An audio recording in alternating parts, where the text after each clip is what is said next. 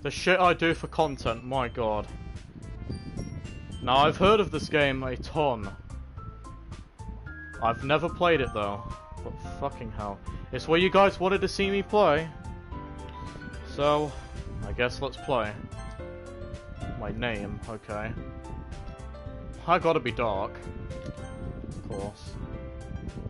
It's close enough. Hey! I see an annoying girl running towards me from the distance, waving her arms in her air. She seems totally oblivious to any attention she might draw to herself. This girl is Sayori, my neighbour and good friend since we were children. You know, the kind of friend you never see yourself making today, but it just kind of works because you've known each other for so long. Hello everybody. We used to walk together on days like these, but I'm starting around high school. She would oversleep more and more frequently, and I would get tired of waking her up, or waiting for her. But if she's going to chase after me like this, I almost feel better of running away. Crusher, I don't know. Everybody keeps wanting me to play this. Hey Fleagle, I'm okay everybody. However, I saw an idol in front of the crosswalk and let Sayori catch up to me. Oh my god, it's a cute anime girl. Oh crap. Hello Sayori. I overslept again. But I caught you this time. Maybe. But only because I decided to stop and wait for you. Eee! You say that like you were thinking about ignoring me. That's mean, Doc. Well, if people stare at you for acting weird, then I don't want them to think we're a couple or something. Fine, fine. You did wait for me after all. I guess you don't have it in you to be mean, even if you want to. Whatever you say, Sayori. Hehehe. Doki doki get more soil motherfuckers. We cross the street together and make our way to school. As we draw near, the streets become increasingly speckled with other students making their daily commutes. By the way, Dark, have you decided on a club to join yet? A club? I told you already, I'm really not interested in joining any clubs. You know, in this cool dimension, I'm part of this club called the Occult Research Club. It's actually pretty good. I haven't been looking either. Eee, that's not true. You told me you would join a club this year. Did I? I'm sure it's possible in one of our many conversations where I dismissively go on with whatever she's talking about. Sayori likes to worry a little much about me when I'm playing content, just getting by on the average while spending my free time on games and anime. Best life, my guy. Uh-huh. I was talking about how I'm worried that you won't learn how to socialize or have any skills before college. Your happiness is important to me, you know. And I know you're happy now, but I'd die at the thought of you becoming a NEET in a few years, because you're not used to the real world. You trust me, right? Don't make me keep worrying about you. Alright, alright. I'll look at a few clubs if it makes you happy. No promises, though. You at least promise you'll try a little? Yeah, I guess I'll promise you that.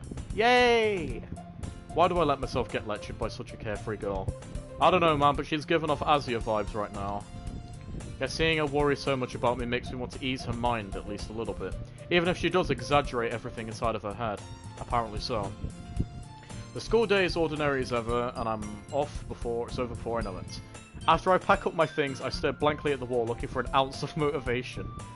This game is long. That's alright. Clubs. Sayori wants me to check out some clubs. Let the same get turned to a manga. I guess I have no choice but to start with the anime club. The best club. Hello. Sayori? Sayori must have come into the classroom while I was spacing out. I look around and realise that I'm the only one left in the classroom. I thought I'd catch you coming out of the classroom, but I saw you sitting here and spacing out, so I decided to come in. Honestly, you're even worse than me sometimes. I'm impressed. You don't even need to wait for me if it's going to make you late to your own club.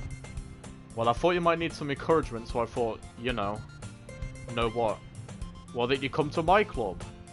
Sayori. Yeah? There is no way I'm going to your club. Minnie. She's pouting. That's adorable. Sayori is vice president of the literature club. I don't see no black hair on her, so whatever the heck. Not that I was even aware that she had any interest in literature. In fact, I'm 99% sure she only did it because she thought it would be fun to help people start a new club. Since she was the first one to show interest after the one who proposed the club, she inherited the title Vice President.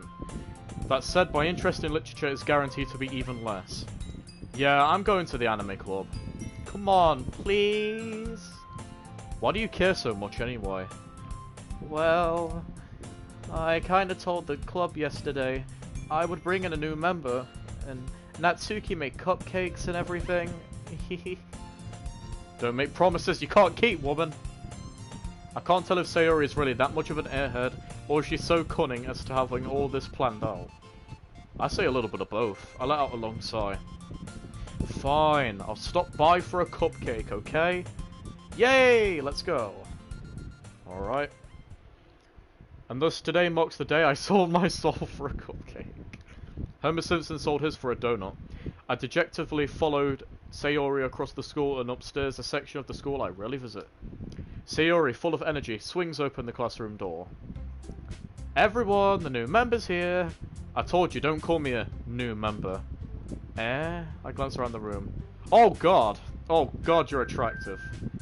Welcome to the Literature Club, it's a pleasure to meet you. Sayori always says nice things about you. It's a tsundere! Shit! Seriously, you brought a boy? Oh god. I think I found one of my favourite characters. Way to kill the atmosphere. Yep, that is a tsundere, alright. Oh, fuck. Oh god, it's the main girl. I know her, that's Monica. Ah, Dark. What a nice surprise. Seriously, she's giving me Rias vibes right now. Welcome to the club. All words escape me in this situation. This club. It's full of incredibly cute girls. The best kind of club. What are you looking at? If you want to say something, say it. Sorry. Natsuki. The girl with the sour attitude, whose name is apparently Natsuki, is one I don't recognise. Her small figure makes her look like a first-year student, but all the characters are 18, the game says so. She's also the one who made cupcakes according to Sayori. Oh, so she's a bit of a baker, I see. You could just ignore her when she gets moody.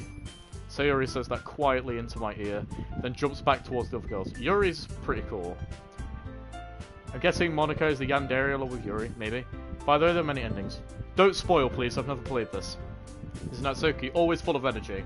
And this is Yuri, the smartest in the club. Don't say things like that. Oh, she's the shy girl, yeah. Yuri appears comparably more mature and timid. Seems to have a hard time keeping up with people like Sayori and Natsuki. Honestly, I'd be the same. Well, it's nice to meet both of you. And it sounds like you already know Monica, is that right? That's right. It's great to see you again, Dark. It's good to see you. Monica / Willy. Oh god, that angle. Please don't do that. We do know each other. Well, we rarely talk, but we were in the same class last year. Monica is probably the most popular girl in class. Smart, beautiful, athletic, nice ass, nice tits, you know, the same things. Basically completely out of my league. So having a smile at me so genuinely feels a little... You too, Monica. Come sit down, dog. We made room for you at the table, so you could sit next to me or Monica. I'll get the cupcakes. Hey! I made them. I'll get them. Sorry, I got a little too excited. Then how about I go make some tea as well? Dark, ping a message in the chat saying no spoilers. Alright. The girls have a few desks arranged to form a table. As Sayori mentioned, it's been widened so there is one space next to Monica and one space next to Sayori. Natsuki and Yuri walk over to the corner of the room when Natsuki grabs a wrapped tray and Yuri opens the closet. Still feeling awkward, I take a seat next to Sayori. Natsuki proudly marches back to the table, tray in hand. Okay, are you ready? Oh god, that smile. Ta-da! Whoa!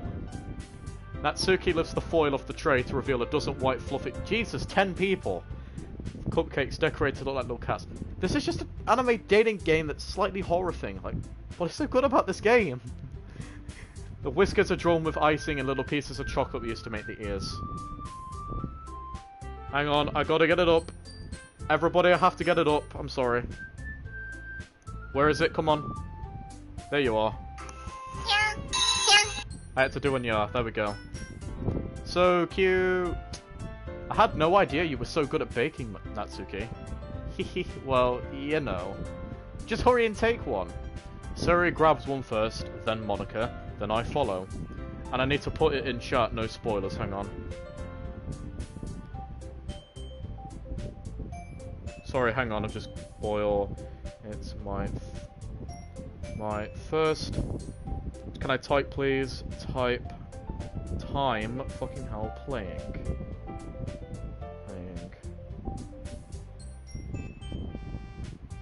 Pin message. There we go. That should be pinned now. And it's Sayori. It's delicious. Sayori talks with her mouth full and has already managed to get icing on her face. I turned the cupcake. Oh, where am I? Don't spoil it yet. It's first time. We won't, don't worry. Best angle to take a bite. Natsuki is quiet. I can't help but noticing her sneaking glances in my direction. Oh, she's waiting for me to take a bite. So cute. Is she waiting for me to take a bite? Yes, she is. Finally bite down. The icing is sweet and full of flavour. I wonder if she made it herself. This is really good. Thank you, Natsuki. Why are you thanking me? It's not like I... Haven't I heard this somewhere before? Yeah, it's called Konako Toju. Made them for you or anything? I thought you technically did, Sayori said. Well, maybe. But not for... You know, you dummy. Alright, alright. I gave up on Natsuki's weird logic and dismissed the conversation. Yuri returns to the table carrying a tea set. She carefully places a teacup in front of each of us, before setting down the teapot next to the cupcake tray. You keep a whole tea set in this classroom? Don't worry, the teachers gave us permission. After all, doesn't a hot cup of tea help you enjoy a good book? Oh, she's a reader. I know a certain dark author guy, he's pretty good at writing stuff. I guess. Don't let yourself go intimidated. Yuri's just trying to impress you. That's not... Insulted Yuri looks away. It meant that, you know... I believe you. Well, tea and reading may not be a pastime for me, but I at least enjoy tea. Horrific. I'm glad. Yuri faintly smiles to herself in relief. Monica raises an eyebrow, then smiles at me. So what made you consider the literature club? I was afraid of this question. To be honest, I don't really know, Monica. But I'm going to take a guess it's something called content for my YouTube channel. Something tells me that I shouldn't tell Monica I was practically dragged here by Sayori. Well, I haven't joined any clubs yet, and Sayori seemed really happy here, so... That's okay. Don't be embarrassed. We'll make you feel right at home, okay? As president of the literature club, it's my duty to make the club fun and exciting for everyone. And maybe, you know, take my soul and make me relate to chess pieces. Monica, I'm surprised.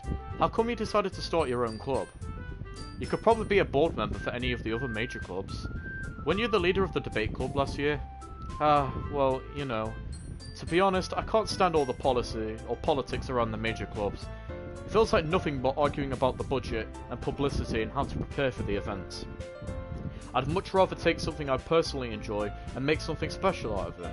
Good logic then, Monica. And if it encourages others to get into literature, then I'm fulfilling the dream. Monica really is a great leader. Yuri also nods in agreement. Then I'm surprised there aren't more people here. It must be hard to start a new club. You could put it that way. Not many people are very interested in putting out all the effort to start something brand new. Especially when it's something that doesn't grab your attention, like literature. You have to work hard to convince people that you're both fun and worthwhile. College and senior high school. Not spoiling, but it will go downhill. Yes, I know, the game's scary. But it makes school events like the festival much more important. I'm confident that we can all really grow this club before we graduate. Right, everyone? Yeah! We'll do our best. You know it! Everybody enthusiastically agrees. Such different goals, all interested in the same goals. Monica must have worked very hard to find these three. Maybe that's why they're all so delighted by the idea of a new member joining. Though I still don't really know if I can keep up with the level of enthusiasm about literature. So dark. What kind of things do you like to read? Horror. Horror and romantic fanfiction. What about you? Well, considering how little I've read these past few years, I don't really have a great way of answering that. Manga. I mutter quietly to myself while joking. Natsuki's head immediately perks up. It looks like she wants to say something, but she keeps quiet. We have a manga fan, folks. Natsuki's a manga fan. Not much of a reader, I guess. Well, that can change. What am I saying?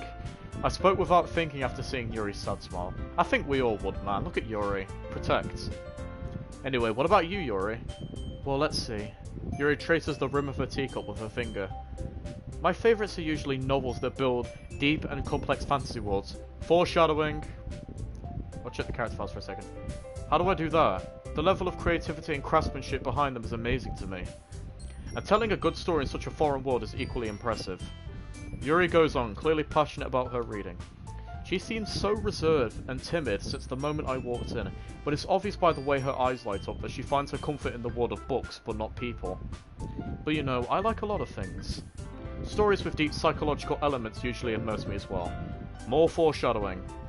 Isn't it amazing how a writer can so deliberately take advantage of your own lack of imagination and completely throw you through a loop? Literally just foreshadowing it, Yuri. Anyways, I've been reading a lot of horror lately. I read a horror book once. I was writing a horror book, but I'm writing a autism book now. I desperately grasp something to relate to on a minimal level. At this rate, Yuri might as well be having a conversation with a rock. Really? I would have expected that, Yuri.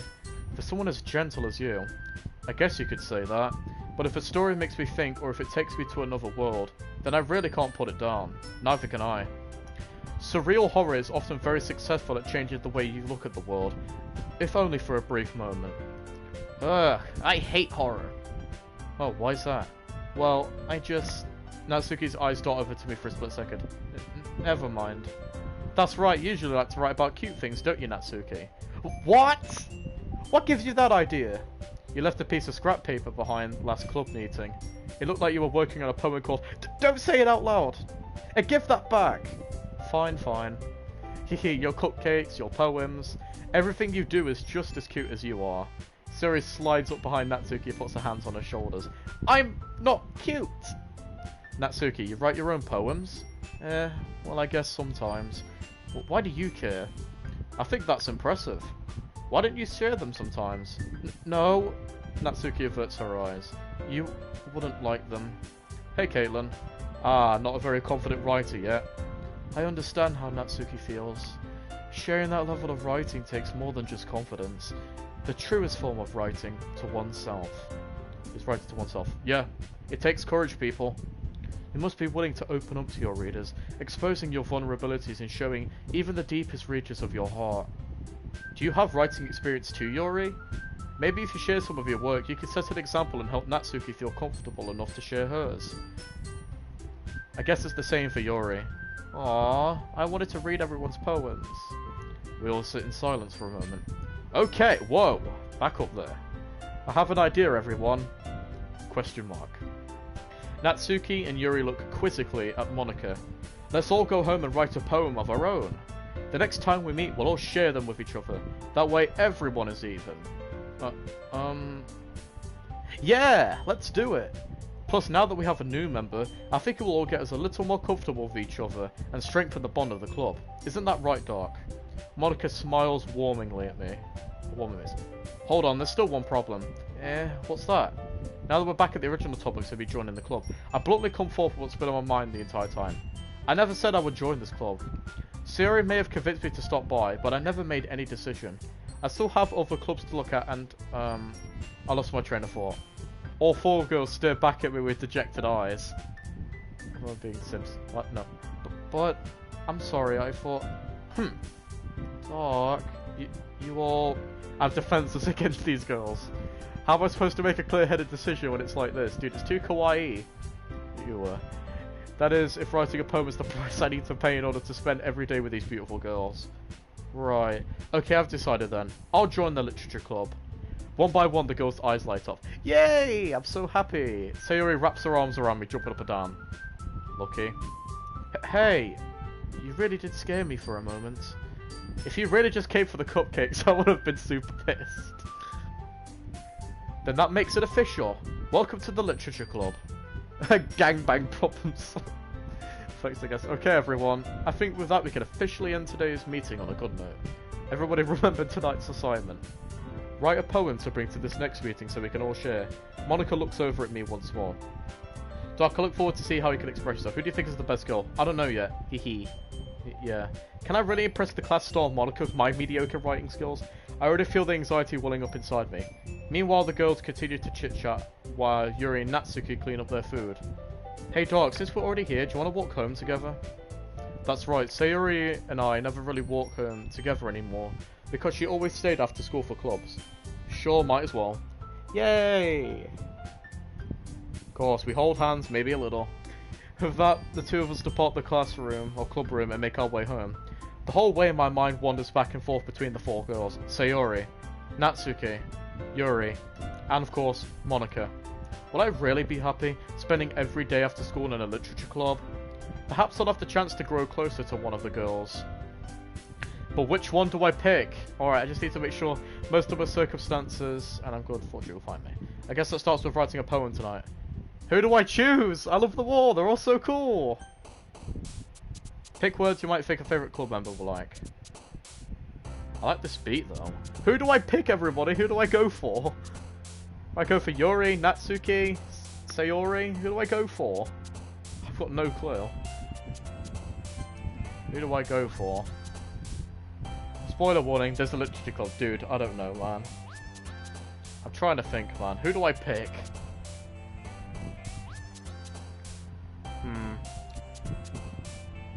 Alright, we've got one for Sayori.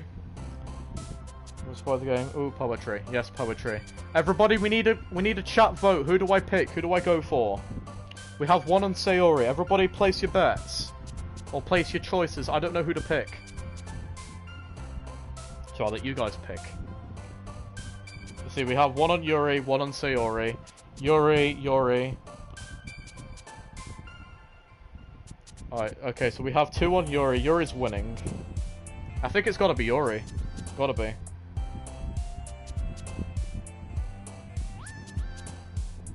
Alright. I think Yuri won, everybody. Yuri. Yeah. Alright. What would she like? I guess... Misery. Oh. I guess... Let's see. Misery. Fine, let's do that. Poems, lock, side stories. Okay. Rain cloud. Trying to think. Horror. I'd say scars. I'm trying to pick all the kind of like things ones. Ambience. That screams Yuri. Misfortune. Sunset, jumpy piece. Existence. Tragedy. Raindrops. Okay. Portrait. Let's see. Suicide? What's that doing here? We gotta pick it, I guess. Massacre.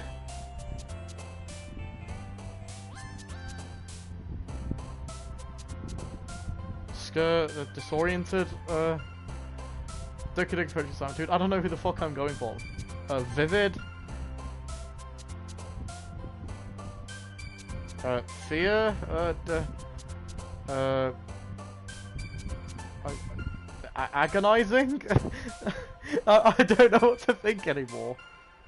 I'm recruited. Melancholy. Let's see. Heartbeats. Philosophy. Oh god, I probably got all the wrong answers. Who did I get right? Hi again, Doc. Hello, Monica. Glad to see you didn't run away on us. Haha. No, don't worry. This might be a little strange for me, but at least I keep my word. Well, I'm back at the literature club. I was the last to come in, so everybody else is already hanging about. Thanks for keeping your promise, Doc. I hope this isn't too overwhelming of a committing for you. Making you dive headfirst into literature when you're not accustomed to it. Oh, come on. Like he deserves any slack. Sayuri told me you didn't even want to join any clubs this year. And last year, too. I don't know if you just plan to come here and hang out or what. But if you don't take us seriously, then you won't see the end of it. Natsuki, you certainly have a big mouth for someone who keeps a manga collection in the club room. Boy, it is definitely that. Yeah, if she's a manga fan, best fan. Natsuki finds herself stuck between Monica and manga. Manga is literature! She's swiftly defeated, she plops back into her seat. Don't worry, guys. Doc always gives us the best, as long as he's having fun. He helps me with my busy work without even asking. I'm currently playing. Like cooking, cleaning my room. How dependable. Sayori, that's because your room is so messy, it's so distracting. And you almost set your house on fire once. Is that so? You two are really good friends, aren't you? I might be a little jealous. How come you and Doc can become good friends too? Sayori? As usual, Sayori seems oblivious to the weird situation she's just put me in. Oh, Yuri even brought something today, you know? Wait, Sayori? Hey, me? Not really. Don't be shy. It's really nothing. What is it? Never mind. Sayori made it sound like it's a big deal when it's really not. What do I do? I'm sorry, Yuri. I just wasn't thinking. I guess that means it's up to me to rescue the situation. Hey, don't worry about it. First of all, I wasn't expecting anything in the first place, so any gesture from you is a pleasant surprise. It'll make me happy no matter what. Is that so? Yeah, I won't make it a big deal if you don't want it to be. Yes, Yuri wants another. Alright. Well, here. Yuri reaches into her bag and pulls out a book. I didn't want you to feel left out, so I picked out a book I thought you might enjoy. It's a short read, so it should keep your attention, even if you don't usually read. And we could, you know, discuss it if you want. This is... How is this girl accidentally being so cute? She even picked out a book she thinks I like despite me not reading much. Yuri, thank you, I'll definitely read this. I enthusiastically take the book. Phew! Well, you can read it at your own pace. I look forward to hearing what you think about it. Now that everyone's settled in, I expected Monica to kick off some kind of scheduled activities for the club. Why am I having so much fun playing this game? I know how dark it's gonna get later, but I'm having so much fun. That doesn't seem to be the case. Suri and Monica are having a cheery conversation in the corner. Yuri's face is already buried in a book. I can't help but notice her intense expression, like she's waiting for this chance. Meanwhile, Natsuki is running around in the closet. Or rummaging around the closet.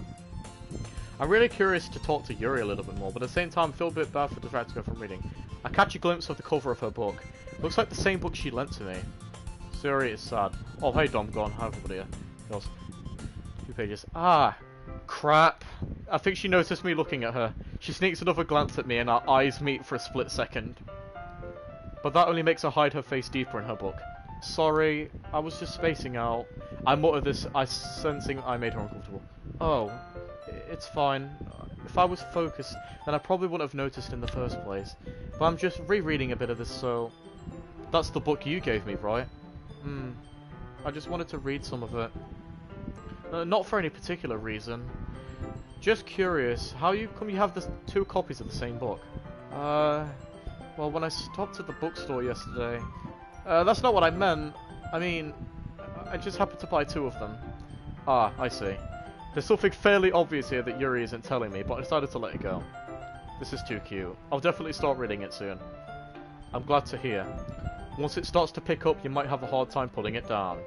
Because it's a very engaging and relatable story. Is that so? What's it about, anyway? Well, Yuri closes the book and scans her eyes over the book. The book is titled Portrait of Markov. There's an ominous-looking eye symbol on the front cover. Alright. I just want to make sure I don't accidentally give anything away. Basically, it's about this girl in high school who moves in with a long-lost younger sister. But as soon as she does so, her life gets really strange. She gets targeted by these specific people who who escaped from a human experiment prison. And while her life is in danger, she needs to desperately choose who to trust. No matter what she does, she ends up destroying most of her relationship and her life begins to fall apart. It's kind of dark, isn't it? Yuri made it sound like it was going to be a nice story, so that dark turn came out of nowhere. Foreshadowing! Aha! Yuri gently giggles all of a sudden. You're not a fan of that sort of thing, are you, dog? No, it's not that. I mean, I could definitely enjoy those kind of stories, so don't worry. I hope so. Yeah, I totally forgot that Yuri's into those things. She's so shy and reclusive on the outside, but her mind seems to be completely different. It's just those kind of stories... They challenge you to look at life from a strange new perspective. When horrible things happen, not just because someone wants to be evil, but because they have their own goals or their own philosophies that they believe in. Then suddenly, when you thought they related to the protagonist, they made out to be a naive one for letting their one-sided morals interfere with the villain's plans. I'm rambling, aren't I? Not again. I'm sorry. Hey, don't apologise. I haven't lost interest or anything. Well... Yes, I know this game is about psychological horror. That'll happen later. I guess it's alright then. But I feel like I should let you know I have this problem. When I let things like book and writing fill my thoughts, I kind of forget to pay attention to other people, so I'm sorry if I end up saying something strange. And please stop me if I'm talking too much. I really don't think you need to worry. That just means you're passionate about reading. The least I can do is listen. It's a literature club after all. Well, that's true. In fact, I might as well get started reading it, right? You don't have to. What are you saying? Just a moment ago you were looking forward to it. Let me just get the book. I quickly retrieved the book I had put into my bag. Alright, it's fine if I sit here, right? Give me a munch. I slip into the seat next to Yuri's. Yeah, are you sure? You seem a little apprehensive. I'm sorry. It's not that I don't want you to. It's just something I'm not very used to. That is reading in company with someone. I see. Well, just tell me if I end up distracting you or anything. Alright. I open the book and start the prologue. I soon understand what Yuri means about her reading in company. It's if I can feel her presence over my shoulder as I read. But it's not a particular bad thing. Maybe a little distracting, but the feeling is somewhat comforting. Yuri is in the corner of my eye. I realise that she's not actually looking at her own book. I glance over. It looks like she's reading from my book instead. Sorry, I was just... Yuri, you really apologise a lot, don't you? I do? I don't really mean to. Sorry. I mean... Here, this should work, right? I slide my desk until it's up to Yuri's, then I hold my book between the two of them. I suppose so. Yuri timidly closes her own copy. Once we each lean in a little bit, our shoulders are almost touching. Feels like my left arm is in the way, so instead I use my right arm to hold the book open. I guess that makes it kind of difficult to turn the page. Here. Oh, dude, this is so cool! I love this camera angle. Yuri takes her left arm and holds the left side of the book between her thumb and forefinger. I do the same with my right arm on the right side of the book. That way I turn a page and Yuri slides it under her thumb and flips it to her side. But in holding it like this, we're huddled even closer than before. It's actually kind of distracting me. Yes, I'm going to play RE8, don't worry. It's as if I can feel the warmth of Yuri's face and she's in the corner of my vision. Are you ready? Yeah, to turn the page. Sorry. I think I got a bit distracted for a second. Yeah, I wonder why. You know, I play the game for the plot, I'm joking. I don't know how I'll be able to keep up with her. That's okay. You're not used to reading, right? I don't mind being patient if it takes you a little bit longer. It's probably the least I can do since you've been so patient with me. Yeah. Thanks. We continue reading. Yuri no longer asks me if I'm ready to turn the page. Instead, I just assume she's finished the page before me, so I turn by my own volition. We continue the first chapter in silence. Even so, turning each page almost feels like an intimate exchange. The thumb gently letting go of the page, letting it flutter over to her side as she catches it under her own thumb. Hey Yuri, this may be a silly thought, but the main character kind of resembles me of you a little bit. Kind of reminds me of you a bit. You think so?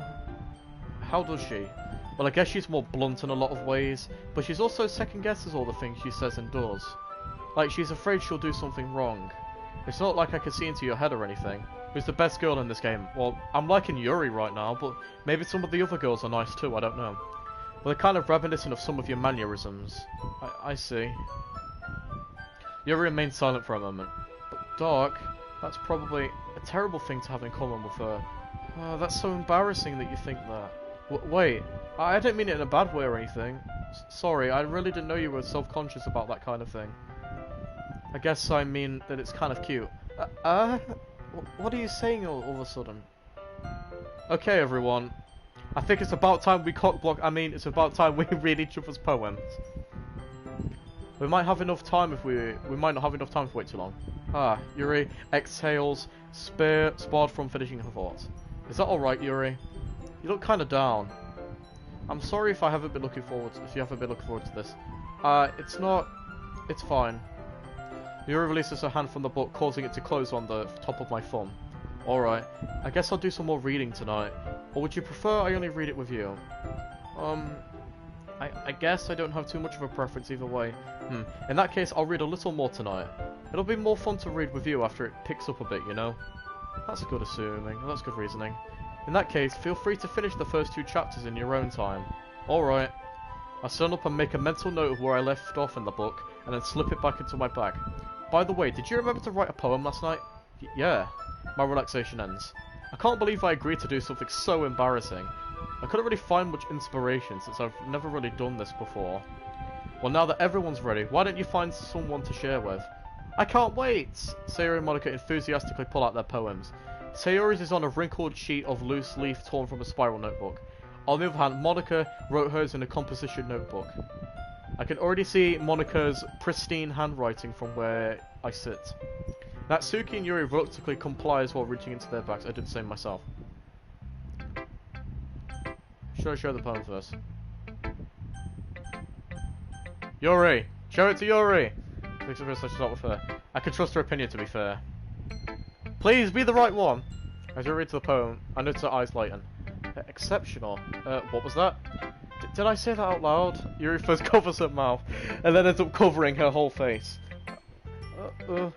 He's gonna hate me. You really didn't do anything wrong, Yuri. I guess you're right. Why am I getting so nervous? Yuri takes a breath. So, what kind of writing experience do you have? Your use of imaginary metaphors indicates you've written a lot of poetry before. Really? Wow, that's a huge compliment coming from you. This is actually my first time, really. Huh? Yuri stares at me blankly at the poem again.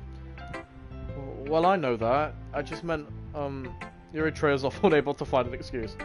She traces her finger along the words in the poem as if breaking it down more thoroughly. Yeah, okay, this is the reason I was able to tell. It's just that there are specific writing habits that are usually typical of new writers. And having been through that myself, I've learned to pick up on them. I think the most noticeable thing I've recognised in new writers is that they try to make their style very deliberate. In other words, they tend to pick a writing style separate from the topic matter, and they fit the two things together. The end result is that both the style and the expressiveness are weakened. Once Yuri finds her train of thought, as if her demeanour totally changes. Her stammering is completely gone and she sounds like a complete expert. Of course, that's not something you could be blamed for. There are so many different skills and techniques that go into writing, even a simple poem. Not just finding them and building them, but getting them to work together is probably the most challenging part, Yuri. I think it might take some time, but it all comes with practice and learning by example, and trying new things. I also hope that everybody else in the club gives you valuable feedback. Natsuki can be a little biased though. Biased how? Well, never mind. I should be talking about people like that, sorry, it's fine. I'm not sure if Yuri's apologising to herself, to me, or to Natsuki. Do you mind if I read your poem now? Please do. Oh, hi Kai, Ruro.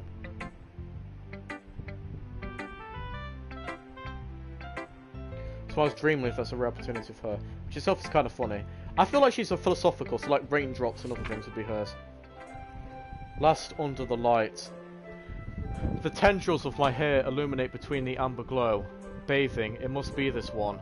The last remaining streetlight to have withstood the test of time. The last yet to be speckled, or is that yet? Oh, to be replaced by the sickening blue-green hue of the future. Sorry, I'm kind of struggling to read this. I bathe, calms breathing at the present, but living in the past. The light flickers. I flicker back. I'm sorry, I have such terrible handwriting. What? I wasn't thinking about that at all. But it took you a long time to read. Ah, well I just don't read script very often. I actually think your handwriting is pretty. That's a relief. Also, I like the poem. Even though it's short, it was very descriptive. It wasn't too short. I usually write longer poems. Not at all. I'm really glad you like it. I'll be honest. Since it's our first time sharing something, I wanted to write something a little more mild. Something easy to digest, I suppose. Are you into ghosts, Yuri? Actually, this story isn't about a ghost at all, Doc. Really? I must have totally missed the point. Well, I suppose you did only glance at it overall. But remember, the poets often express their own thoughts and feelings and experiences in their own work. They usually do more than tell a simple story or paint a picture. In this case, perhaps the subject of the poem is only being symbolically compared to a ghost. Lingering in the last remaining piece of comfort, unable to let go of the past, and soon to be left with nothing. That's a lot more solemn, putting it that way. I hadn't even thought of that. That's impressive. It's nothing really. Yours was impressive too, so... Nah, if anything, I could probably learn a thing or two from you. You think so? Yeah, of course. You know, I was really nervous about doing all this, but in the end, I enjoyed it. I'm gonna keep doing my best for you, Doc. Me too. Oh my god, Yuri, so cute. Right to next. Alright. So descriptive. Oh, fucking... Let's bite the bullet. Let's just already hear the backlash we're gonna get from Natsuki. Natsuki's gonna lose her shit. Doc, if you're not gonna take this club seriously, then go home. Savage. What? Harsh. What do you expect me to believe you actually put effort into this? Natsuki, you savage. Do you think I'm stupid? I'm not a writer. Maybe it's not very good, but yeah, I did put in effort. We all gotta start somewhere, right? If you're still proud of the first poem you ever wrote, then I'd like to read it. Painful to think about? Fine. Sorry. You get better anyway. I'll tell you what to improve, but you're better off just trying again. Fair enough. Well, to each their own, I guess. Anyways, I gotta go share mine now. Knowing you, you'll probably think it's stupid. Eagles can fly, monkeys can climb, crickets can leap, horses can race, owls can seek, cheetahs can run, eagles can fly, people can try, but that's about it. That's pretty cool. It's like motivational things. Yeah, I told you that you weren't gonna like it. I like it. What? Just be honest. I am. Why are you so convinced that I wouldn't like it? Well, because everyone in high school thinks that writing has to be all sophisticated and stuff, so people don't even take my writing seriously. But isn't that the point for people to express themselves in poems? Your writing style wouldn't make your message any less valid. Yes, exactly! I like when it's easy to read, but it hits you hard. Like in this poem, seeing everyone around you do great things could be very disheartening, so I decided to write about it. Yeah, I understand. But on the other nice thing about simple writing is it puts more weight on the wordplay. Like I set up for a rhyme at the end, but then made it fall flat on purpose. Help brings out the feeling in the last line. I noticed that. Good job, Natsuki. So you did. I guess more went into making more into it than I realised. That's what it means to be a pro. I'm glad you learned something. Didn't expect that from the youngest one here, did you? Yeah, guess not. I decided to humour her with that last comment. I don't really know how old everyone is, but if Natsuki is feeling proud, then I would take that away from her. Going for Natsuki. Okay, sorry, Monica. Let's do Sayori. I'll go for Natsuki after Yuri. This is a good poem, Doc. Are you sure it's your first time? I mean, it's my first time for the poem. If you're talking about other things, then yeah, it's my first time for that too, but let's move on. Of course. It's not that good. Am I the kind of guy who would be writing poems in his spare time? I guess you're right. But that's why it impressed me. Well, to be honest, I was afraid that you wouldn't do it seriously. Or that you wouldn't even write one at all. I'm really happy that you wrote just one. It just reminds me of how you're really a part of the club now. Not to mention the fact that I'm standing in front of you in the club room. Well, of course. I'm not really into it yet, but that doesn't mean I'll break my promise. See? It's like I said before, Doc. Deep down, you're not selfish at all, you know. Trying new things like this for other people. That's something that only really good people can do. Thanks, Sayori. I'm not sure if Sayori sees the full picture of my motive here. Then again, I can't deny that she's part of the reason I joined. Knowing how much this means to her and all. Yeah. And I'm gonna make sure you have lots of fun here, okay? This will be my way of thanking you. Alright, I'm going to hold you to that then. Yay! Now you read my poem too, right? Don't worry, I'm really bad at this. We'll see about that. Dear sunshine, the way you go through my blinds in the morning makes me feel like you've missed me, kissing my forehead to help me out of bed, making me rub the sleepy from my eyes. Are you asking me to come out and play? Are you trusting me to wish away a rainy day? You look above, the sky is blue. It's a secret, but I trust you too.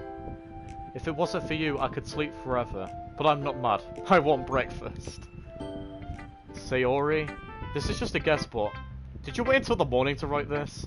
No, just a little bit. You can't answer just a little bit to a yes or no question. I forgot to do it last night. Well, at least that makes me feel a little better about myself. Don't be mean. I still try my best. Ah, yeah. I didn't mean to say that it was a bad poem. It came out nice, or how should I put it? It sounds just like you. Really?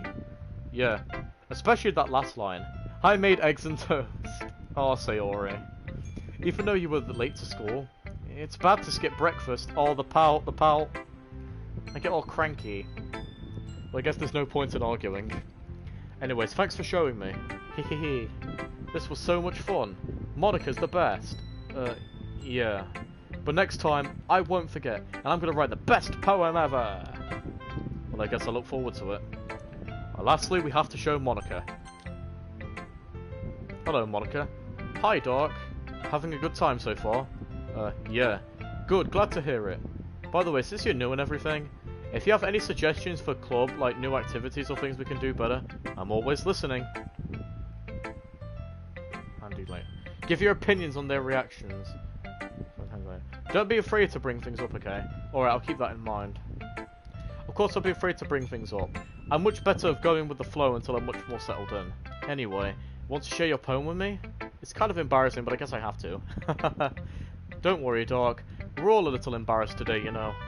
But that's sort of the barrier we all have to get past soon. Yeah, that's true. I hand Monica my poem. Great job, Doc. I was going, oh, in my head while reading it. It's really metaphorical. I'm not sure why, but I didn't expect you to go for something so deep. I guess I underestimated you. It's easiest for me to keep everyone's expectations low. That way it always counts when I put some effort in. Aha, that's not very fair. Well, I guess it works anyway. You know that Yuri likes this kind of writing, right? Writing that's full of imagery and symbolism. Unlike Sayori, who likes using simple and direct words to describe happiness and sadness, Yuri likes it when readers are left to derive their own meaning out of it. It's very challenging to write like that effectively, both allowing people to get something out of it by just feel, or letting them deeply analyse all the nuances. It can take years of practice, which I'm assuming Yuri has at this point. Yeah, I never really asked though. I'm sure I'm nowhere near her level yet. Don't worry so much about that, you do your own thing. But just keep exploring and learn by trying new things. I'm sure I'll end up trying different things a lot. It could take a while before I feel comfortable doing this. That's okay. I'd love to see you try new things. That's the best way to find the kind of style that suits you. Everyone else may be a little biased towards their own kind of stories, but I'll always help you find what suits you the most. So don't force yourself to write the way everybody else wants you to write. Love, I'm gonna write the way Yuri wants me to write. It's not like you have to worry about impressing them or anything. Yes, I do. Aha. Anyway, do you want to read my poem now? Don't worry, I'm not very good. You sound pretty confident for someone who claims to not be good. Well, that's because I have to sound confident. That doesn't mean I always feel it, you know. I see. Well, let's read it then. Hole and wall. It couldn't have been me. See the direction that spackle protrudes. A noisy neighbour. An angry boyfriend. I'll never know I wasn't home. I peer inside for a clue. No, I can't see. I reel blind like a film left out in the sun. But it's too late. My retinas, already scorched with a permanent copy of meaningless image. Just a little hole. It wasn't too bright. It wasn't too deep. Stretching further into everything. A hole of infinite choices. I realised that I wasn't looking in. I was looking out. And he, on the other side, was looking in. Is that romance? So what do you think? It's very freeform, if that's what you call it. Sorry, I'm not really the person to ask for feedback. It's okay. Yeah, that kind of style has gotten pretty popular nowadays. It's a lot of poem putting emphasis on the timing between words and lines. When performed out loud, it can be really powerful. What was the inspiration behind this one? Well, I'm not sure how to put it. I guess you could say I had some kind of epiphany recently. It's been influencing my poems a bit. What do you think? An epiphany? Yeah, something like that. I'm kind of nervous to talk about deep stuff like that, because it's coming off strongly. From a fourth wall break. Maybe after everyone is better friends with each other. Yes, it was a fourth wall break. It was him looking in. Infinite choices. Yeah, wall break. That's very subtle. That is so subtle. I love it. Good job, game. That was really good. Anyway, here's Monica's writing tip of the day. Sometimes when you're writing a poem or a story, your brain gets too fixated on a specific point. If you try so hard to make it perfect, then you'll never make any progress. Just force yourself to get something down on the paper and tidy it up later. Another way to think about it is this. If you keep your pen in the same spot for too long, you'll get a big dark puddle of ink. So just move your hand and go with the flow. That's my advice for today. Thanks for listening. Of course, Monica. Phew! Guess that's everyone. I glanced around the room. That was a little more stressful than I anticipated.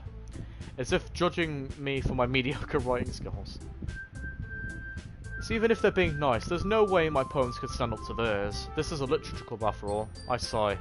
I guess that's what I ended up getting myself into. Across the room, Sayori and Monica are happily chatting. My eyes land on Yuri and Natsuki. They gingerly exchange sheets of paper sharing their respective poems. As they read in tandem, I watch each of their expressions change. Natsuki's eyebrow furrow in frustration, while meanwhile Yuri smiles sadly. What's with this language? Did you say something? Oh, it's nothing. Natsuki dismissively returns the poem to the desk with one hand. I guess you could say it's fancy. Thanks. Yours is cute. Cute? Did you completely miss the symbolism or something? It's clearly about the feeling of giving up. How can it be cute? I knew that. I just meant the language, I guess. I was just trying to say something nice. Eh? You mean you have to try that hard to come up with something nice to say? Thanks, but it really didn't come out nice at all. Calm down, Natsuki. Give her a head pat. Well, I do have a couple suggestions. If I was looking for suggestions, I would have asked someone who actually liked it. Which people did, by the way. Sayori liked it, and Dark did too. So based on that, I'm glad you give me some suggestions of my own. First of all, excuse me? I appreciate the offer, but I've spent a lot of time establishing my writing style. I don't expect to change it anytime soon. Unless, of course, I come across something particularly inspiring. Which I haven't yet. And Dot liked my poem too, you know. He even told me he was impressed by it. Natsuki suddenly stands up. Oh. I didn't realize you were invested in someone trying to press on a new member, Yuri. Conflict! Conflict, everybody! Okay, I'm in. That's not what you're just... Yuri stands up as well. Maybe you're just jealous that Doc appreciates my advice than he appreciates yours. Huh? And how do you know he didn't appreciate my advice more? Are you that full of yourself? No. If I was full of myself, I would deliberately go out of my way to make everything I do overly cutesy. Ooh! Is everyone okay? Well, you know what? I was the one who's...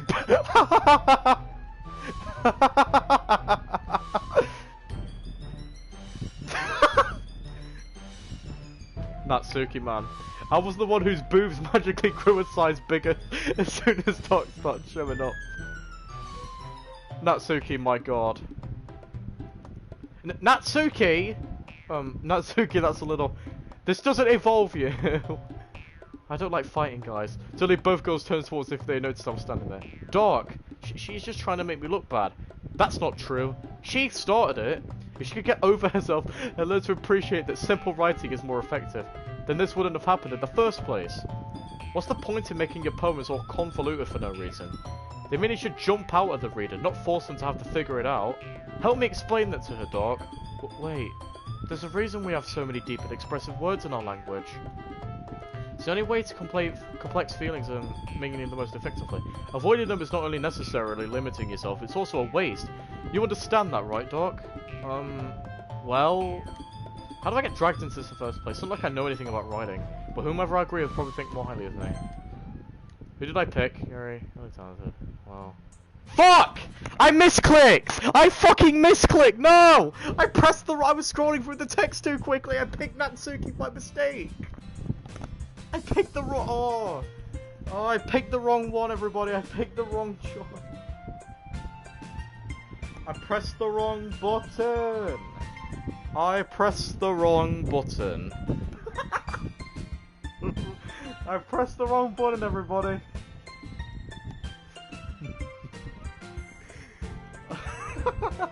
Damn it. Somebody please clip this. Oh, for fuck's sake. I missed... It's...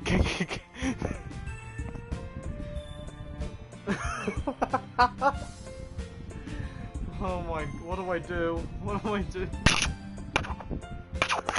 Do I... Guys, what do I do? Do I just... There's an autosave there, but I'm not sure if I should. Guys, what do I do? If only I could go back. Guys, do I go full Natsuki now? Do I go back to Yuri? What do I do? I'm so confused now. My brain's fucked. Continue. Save. What do I do? I just fucked that up. Fine, I'll save. I saved Natsuki. Guys, do I just go with Natsuki now? Do I go with Yuri? What do I do? I feel like I put a lot of time into Yuri, but that question with Natsuki might fuck this up, so... I don't know, I shouldn't have scrolled through quickly. I thought there was going to be another line of text. So who do I pick? I don't know who to pick. Damn it. Yes, Natsuki. Fuck it. Do we continue with the Yuri route? Do we continue with Natsuki? Okay. Yeah, it didn't. Did it? Because I'm upset about it. I'm sorry, Caitlin. I'm sorry. Oh, well, good job. Shows me how much you know. That's not Natsuki. I think that's enough. Huh? Me? She was so mean to me. Natsuki's voice whines. Look, what we talked about yesterday was right. Writing is a really personal thing. Sharing it can definitely be hard. Looks like we learned that today. Choose her journal. I choose her journal. Even some more criticism can lead to something pretty new. Great, more like his birth. Nodding vigorously. Yes, sir. You need to feel threatened. You're a great reader, Natsuki. Natsuki's voice gets caught in surprise. Thanks for noticing. She finally mutters that barely audible. Yuri looks me to change with face like that kind of as well. I'm sure that Natsuki did mean everything she said. So you didn't need to feel threatened either. Well, if you say so. Hey! It's not like you need to apologise for me, dog. Sheesh. Natsuki takes a breath. The thing about, Natsuki grunts around the room. Would everyone stop staring at me? Unsurprisingly, Natsuki has a harder time with it than she boasted. I'll have you know, Dom, that was a misclick. That was a genuine misclick. Siri Monica looks away. Anyway, think about your boobs. I didn't mean it, okay? That's all. So he looks away, avoiding eye contact with anyone. Yeah, you're naturally beautiful, Yuri. Sayori. I'll go make some tea. Nope, she's gone. I was just trying to help. I'm sure she appreciated it, Sayori. I pat Sayori on the shoulder. Now that we're past that, everybody read each other's poems, right? Hope that was worthwhile for everyone. Especially you, Doc. Oh god. To be honest, it's a nice change of pace from lazying around. We got a little too used to. Ah ha ha ha. Ah, so my joining the club was responsible for ruining the atmosphere? No, not at all. There's still time before we go home, so we'll all relax for a bit. Of course, besides chatting, we do literature-related things in the club, so maybe you could take the chance to pick up a book or do some writing. After all, it's what the club's for. I disagree, Monica. About what? That's not the most important thing about the literature club. The most important thing is having fun. Aha, of course. Well, I guess that's why you're the vice president, Sayori. In the end, though, Monica's right. Being in the literature probably means I can't spend all my time doing nothing. Maybe, but in the end, I guess it's been worth it so far. He's bitchy. Okay, everyone, it's just about time for us to leave. How did you all feel about sharing poems? It was a lot of fun. Well, I'd say it was worth it. It was alright. Well, mostly. Doc, how about you? Yeah, I'd say the same except for the misclick. It was a neat thing to talk about with everyone. Awesome. In that case, we'll do the same thing tomorrow. And maybe you even learn something from your friends too. So your poems will turn out even better. I think to myself, did I learn a little more about the kind of poems everyone likes? If any luck, that means I'll do a better job of impressing them that I want to impress. I nod to myself with newfound determination. Doc, ready to walk home? Sure, let's go. Hee hee. Sayori beams at me. It truly has been a while since Sayori and I have spent so much time together. I can't say that I'm not enjoying it. Sayori, about what happened earlier. What do you mean? You know, between Yuri and Natsuki? Does that kind of thing happen often? No. That's really the first time I've seen them fight like that. I promise they're all both wonderful people. You don't hate them, do you? No, I don't hate them. I just wanted your opinion, that's all. I can see why they'd make good friends with you. Phew. You know, Doc, it's nice that I get to spend time with you in the club. But I think seeing you get along with everybody is what makes me the happiest. I think everybody really likes you too. That's... Every day is going to be so much fun. Looks like Sayori still hasn't caught on to the kind of situation I'm in. Sure, being friendly with everyone is nice, but does it really need to stop there? Whoa! We'll just have to see what the future holds, Sayori. I pat Sayori on the shoulder. I said that more to myself than to her, but it's easy to see Sayori as an eternal monologue sometimes. Okay, yeah, let's do this.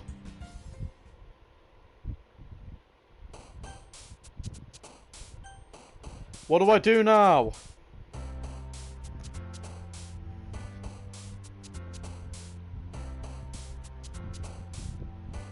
I'm tempted to just...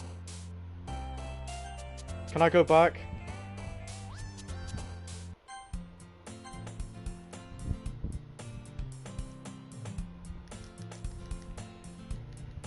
Can I skip? I can skip. I can skip. Okay. Let's do this right, everybody. We'll go back. We're gonna skip all of this.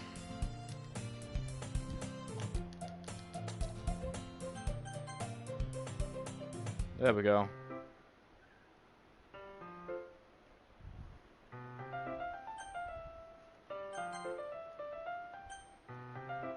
Okay. Alright, we're skipping all of this. Okay. Right, I guess it doesn't really matter though, does it? Okay, so... I'm just going back and doing everything, alright.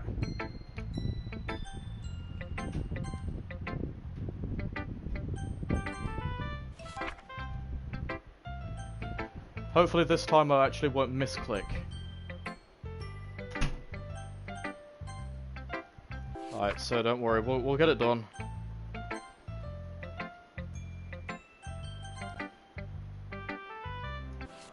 It's kind of funny seeing them, all the expressions move that quickly. Right. Yuri. You will be surprised. Alright, Yuri! Let's go with Yuri! Natsuki. You're right that I liked your poem. See? Wait. That's not an excuse for you to be so mean. You shouldn't pick a fight just because someone's opinion is different. That's not what happened at all.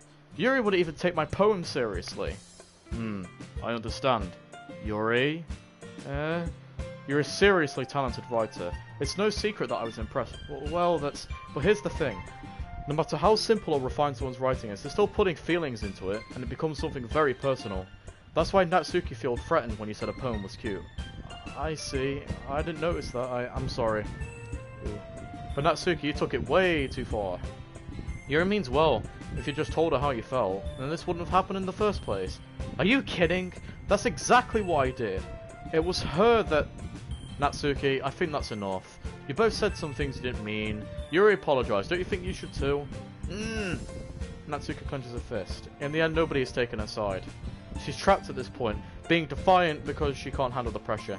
I end up feeling bad for her. Sometimes when I'm hurt, it helps to take a walk and clear my head. Sayori, she doesn't need... You know what? I'm going to do that. It'll spare me from having to look at all your faces right now. Without warning, Natsuki snatches her poem from the desk and storms off. On her way out, she crumples up the poem with her hands and throws it in the trash. Natsuki? She really didn't need to do that. Look across the room. Yuri has her chin buried in her hands while she stares down at her desk. I gingerly approach her and sit in the adjacent chair.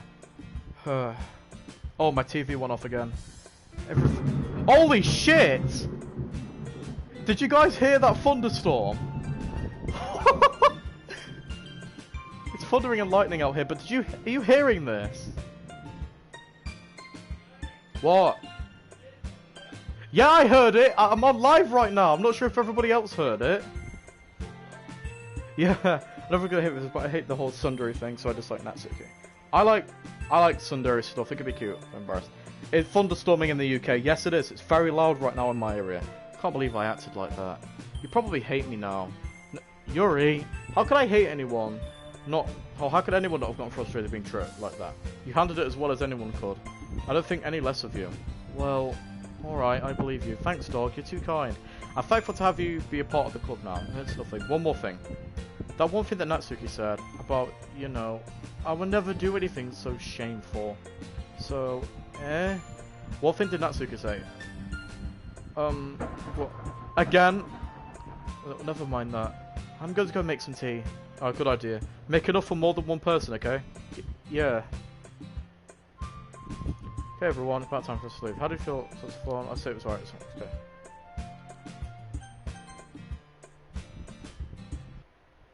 Okay, there we go. Now we're back.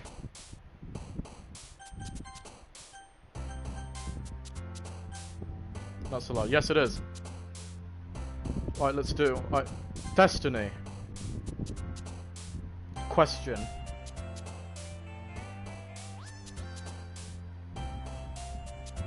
What's this sound? Memories. Or restrained. Heartbeats. Analysis. Alright, let's do raindrops. Or that's a sensation. Anxiety.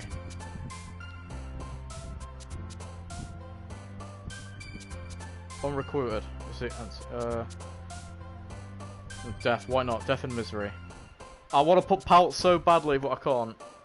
Let's do dream or hope. Either one. Pure. Alone. Ambient. Misfortune. Determination. It gives you determination, everybody.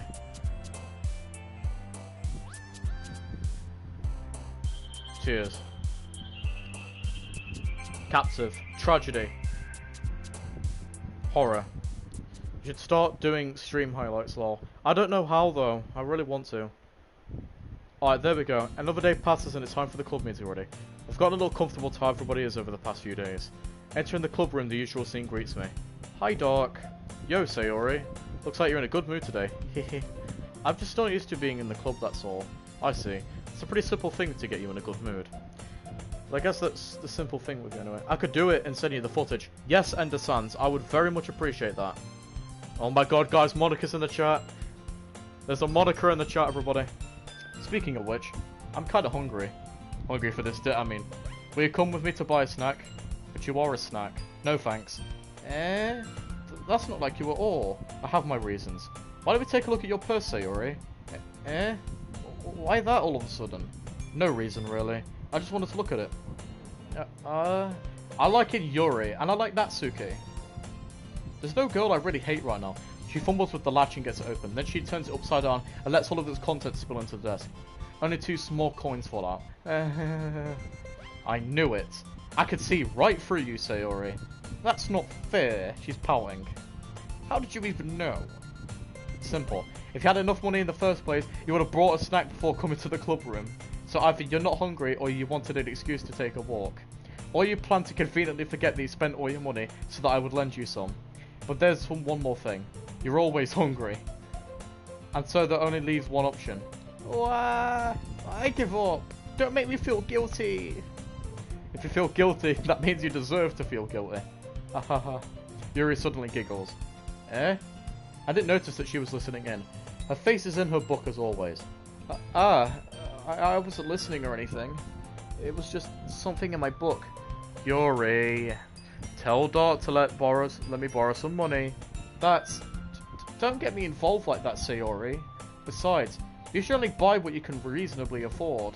And frankly, after pulling a mischievous little stunt like that, your suffering is fair enough retribution. Did I just... I didn't mean that. I got too absorbed into my book. I really like when you speak your mind, Yuri. It doesn't happen much, but it's a fun side of you. There's no way you could think that. You were right, though. I did something bad, and now I accept my retribution. That. Still coming from you, Sayori. I guess there's a little devil inside of all of us, isn't there? Ask Rias Grammary that. She'll agree. Don't let her fool you. Sayori knows exactly what she's doing. After all, she told you guys she was bringing me to the club before she even told me. But you would have come if it weren't for the cupcakes, so you wouldn't have come. So I had to trick Natsuki into making them. Come on, give me more credit than that, Sayori. Out of nowhere, something smacks Sayori in the face and tumbles onto the desk. Whap. Kya! Ow, what was... A cookie? Sure enough, it's a giant cookie wrapped in plastic. Sayori glances around. Is this a miracle? It's because I paid my restitution. Retribution. Actually, that one almost worked. Ah! I was just gonna give it to you. But then I heard you blab about the cupcake. It was totally worth seeing your reaction, though. Natsuki! That's so nice of you. I'm so happy. Sayori hugs the cookie. Jeez, just eat it. Sayori rapidly tears open the wrapper and takes a big bite. So good.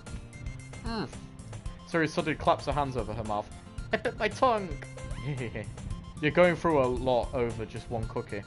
Natsuki takes a bite out of her own cookie. Ah, yours looks equally as good, Natsuki. Can I try it? Jeez. Beggars can't be choosers. But yours is chocolate. Yeah? Why do you think I gave you that one? Fine. Still, I'm really happy that you shared this one with me. Sayori gets out of her seat and goes behind Natsuki, then wraps her arms around her. Ah, jeez. I get it. I get it. Cookie still in hand. Natsuki reaches up to nudge Sayori off of her. Sayori suddenly leans down and takes a bite out of Natsuki's cookie. Hey! Did you seriously just do that? Mouthful, Sayori trots away to safety. Yuri and I laugh as well. Jeez, you're such a kid sometimes. Monica, can you tell Sayori... Natsuki glances around. Monica isn't in the club room. Where's Monica anyway? Good question. Have any of you heard anything about her being here today? Or being late today? Not me. Yeah, I haven't either. That's a bit unusual. I hope she's okay. Of course she's okay. She's probably just had something to do today. She's pretty popular after all. You don't think she has a... I wouldn't be surprised. She's probably more desirable than all four of us combined. That's true. Excuse me? Suddenly the door swings open. Sorry, I'm super sorry. Ah, there you are. I didn't mean to be late. I hope you guys weren't worried or anything.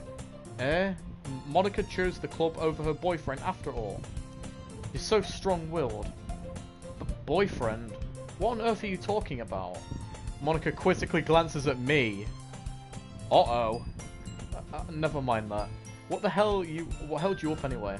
Well, I had my last period today was in the study hall. To be honest, I kind of lost track of time. That makes no sense though. You would have heard the bell ring at least. I must not have heard it since I was practicing piano. Piano? I wasn't aware you played music as well, Monica.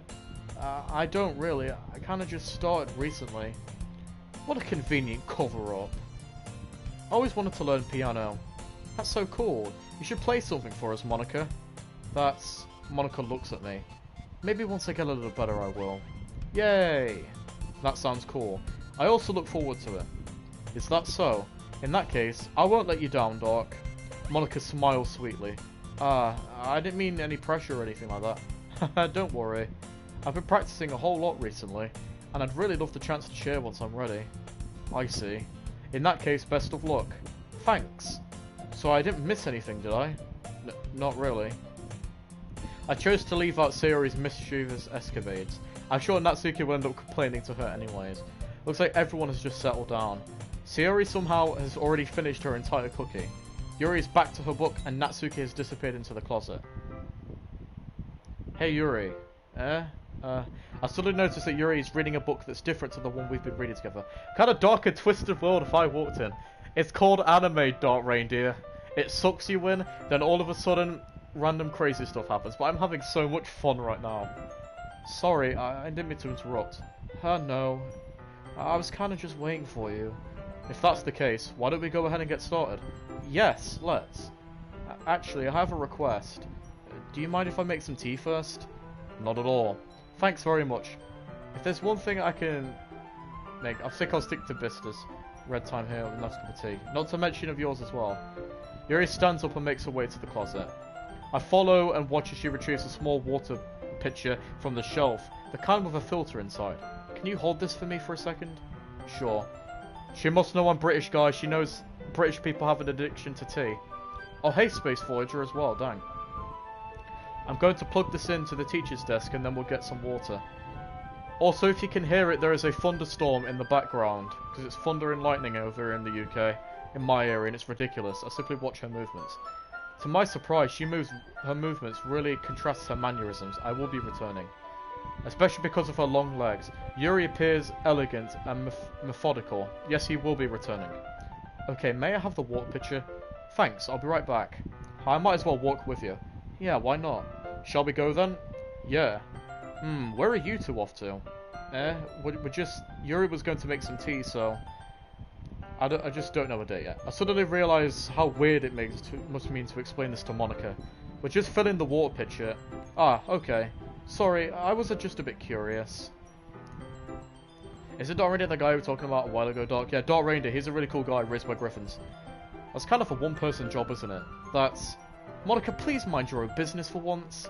Or do you want me to tell me there's something wrong with helping involve Dark in our club activities? My mouth gapes. I suppose there's nothing wrong with that. What's the next Walking Dead stream? When I get the next game. Then let's go, Doc. Yuri quickly exits the room and I follow. Up in the hallway, she suddenly presses her forehead against the wall. I spoke without thinking. How could I say something like that? Yuri. Something about the way she said that. It made me feel so... irritated. Uh-oh. Shit's gonna go down. What's wrong with me? No, Yuri. I think you did the right thing. I wasn't expecting it, but... It's also not right for Monica to judge people like that. Doc. How come even when I do something bad, you're being so nice to me? Because nothing that you can do is as bad as you make it seem in your head. Nobody's perfect. We have emotions and we can't always hide them. That's true, everybody. But you always amplify things in your head. Yeah. Your mind turns a light rain shower into a hurricane. No. Wouldn't you hate me for some things as terrible as that? Why would I hate you? I can't hate someone for having emotions. That is very true, everybody. What kind of friend would do that? Friend, you say? Yuri lifts her head. Doc, I really like being friends with you. Thanks, Yuri. I like being friends with you too. I feel kind of awkward saying something like that, but I'm doing my best to try and make her feel better. Anyway, yeah, shall we go? Yeah. Yuri and I walk to the nearest water fountain. Once we fill up the water pitcher, we return to the classroom. Or clubroom. Doc, do you like oolong tea? Yeah. Anything is fine. Very well. Yuri sets the temperature on the kettle to 200 degrees. It'd be awesome to see a return on Halloween or Independence Day. Now it's time to get the teapot. You really do this properly, don't you? Of course. I shouldn't do any less when I'm making tea for others. Even if I'm not an expert or anything. In that case, you'll even be even more impressed. Perhaps I will. Yuri fetches the teapot and begins measuring the tea leaves. To my surprise, she even starts humming to herself a little. You must be in a good mood now. Is that so? I was letting it show, and you noticed. I was doing a bit of thinking, and decided I would try expressing myself a tiny bit more. It turns out it's not very hard for me to do. When it's you who's around anyway. That's great, Yuri. Just don't push yourself too much. You're always worrying about me, Doc. It's very endearing. Yuri wasn't kidding. I don't even know if I can keep up with this. I watch Yuri pour a cup of tea each for us. Doc, I have another request. Do you mind if we sit on the floor today? Why's that? That's random. It's a little bit easier on my back. I can read with my back against the wall rather than bending over at my desk. Sorry, I didn't realise. No worries. I just have back pain fairly regularly, so I do my best to manage it. Same here, Yuri. Is that so? I wonder why that is. It's most likely because your posture. I'm always hunched over reading. Yes, that's exactly why. I have terrible posture. So that's why we should sit on the floor. Fair enough. I'll go ahead and get the book. I retrieve the book from my bag. I have some chocolate as well. It's a bag of small chocolate candies that I kept hidden from Sayori's candy radar. I take it since it'll go well with the tea. Yuri and I then sit against the wall, teacups at our sides. It's right in the back of me. As if it's synced, we assume the same reading position as last time, each holding one half of the book. Except this time, our bodies are even closer to each other. I can't see too well. Yuri slides close until our shoulders are touching. How am I supposed to focus on reading like this? Yuri is always kinda cute, but when she's being less apprehensive, it's almost more than I can handle. Your teacup. Yuri hands me my teacup, holding it in my hand that's not holding the book. I end up in a position that makes it even harder to focus. Because now I need to make sure I don't accidentally touch her chest. Meanwhile, Yuri hasn't noticed a single thing. Boy, she don't mind. She wears her intense reading expression, and I can only presume the world around her has faded away. I use all of my willpower to focus on reading. After a few minutes, I manage to relax a little. I put the teacup between my leg and fumble with the chocolate wrapper. Sorry. I briefly let go of the book to finish opening the wrapper. You can have as much as you want. That's okay. I won't take any. Are you sure? Well, if I touch it, it might get smudges on the page. Ah, you're right. I didn't even think about that. My bad. No need to apologise. I'll hold the book, okay? Are you sure? Of course. Whoa, hello there, Yuri. Yuri opens the book with both hands. She holds it so I don't have a hard time reading it. I've actually considered doing a creepypasta in this game. It'd be pretty cool. But as a result, her left arm is practically resting on top of my leg. Well, as long as it's the leg. In that case, Yuri's already focused on reading again. I take a chocolate candy and pop it into my mouth. Then I take another chocolate and hold it up to Yuri. Oh my god, we're feeding her. She didn't seem to look away from the book. Simply parts her lips as if the situation was completely natural. But that means I can't stop here. I apprehensively place the chocolate in her mouth. Oh, so cute! Just like Yuri closes her lips over it. Eh? Yuri's expression suddenly breaks. Did I just... Yuri looks at me, she just needs to confirm what just happened. Dark? Sorry. I guess I shouldn't have done that. Ah, that's... Well, you were just helping. That's something that friends do. Right? I mean... Not really in this kind of context, but... Yeah. That's all it was. Yeah. Then... You don't need to stop or anything. I see. The situation has gotten really tense. Yuri tries to return to the book, but I can tell by her expression that she can't even focus. My heart is pounding. I nervously take another chocolate between my fingers, but this time Yuri's eyes meet mine. How did it even come to this? Yuri doesn't avert her gaze. I actually came across a rule photo of this game once, as Angel Dust would say, kinky. I imagine so. I notice her chest rising and falling to the rhythm of her breasts. Breasts! I meant breaths! No space! This is what you do! I meant to say breaths. Raised to the rhythm of her breaths, not breasts. Oh my... Space, look at what you did.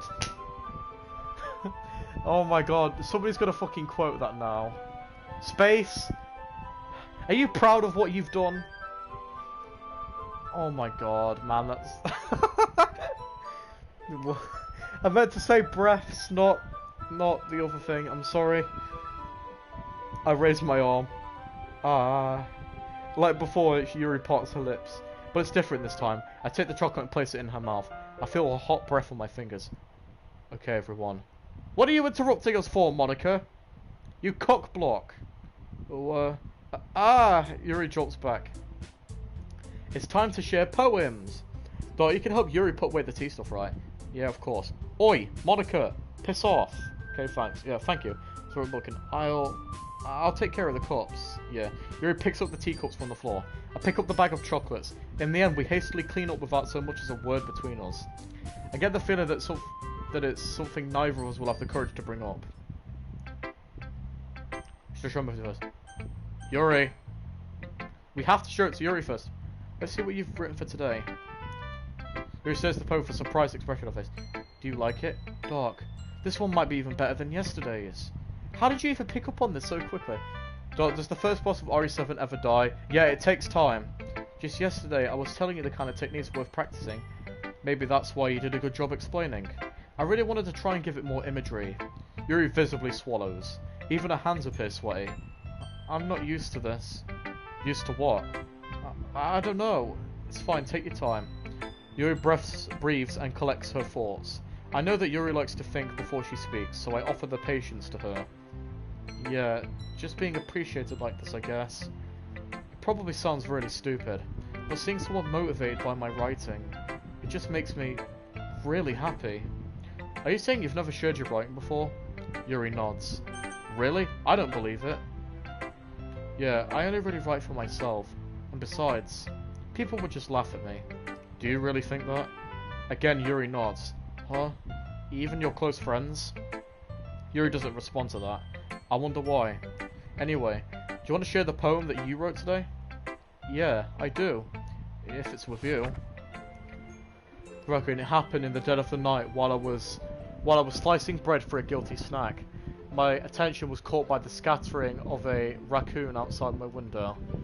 That was, I believe, the first time I had noticed my strange tendencies as an unordinary human.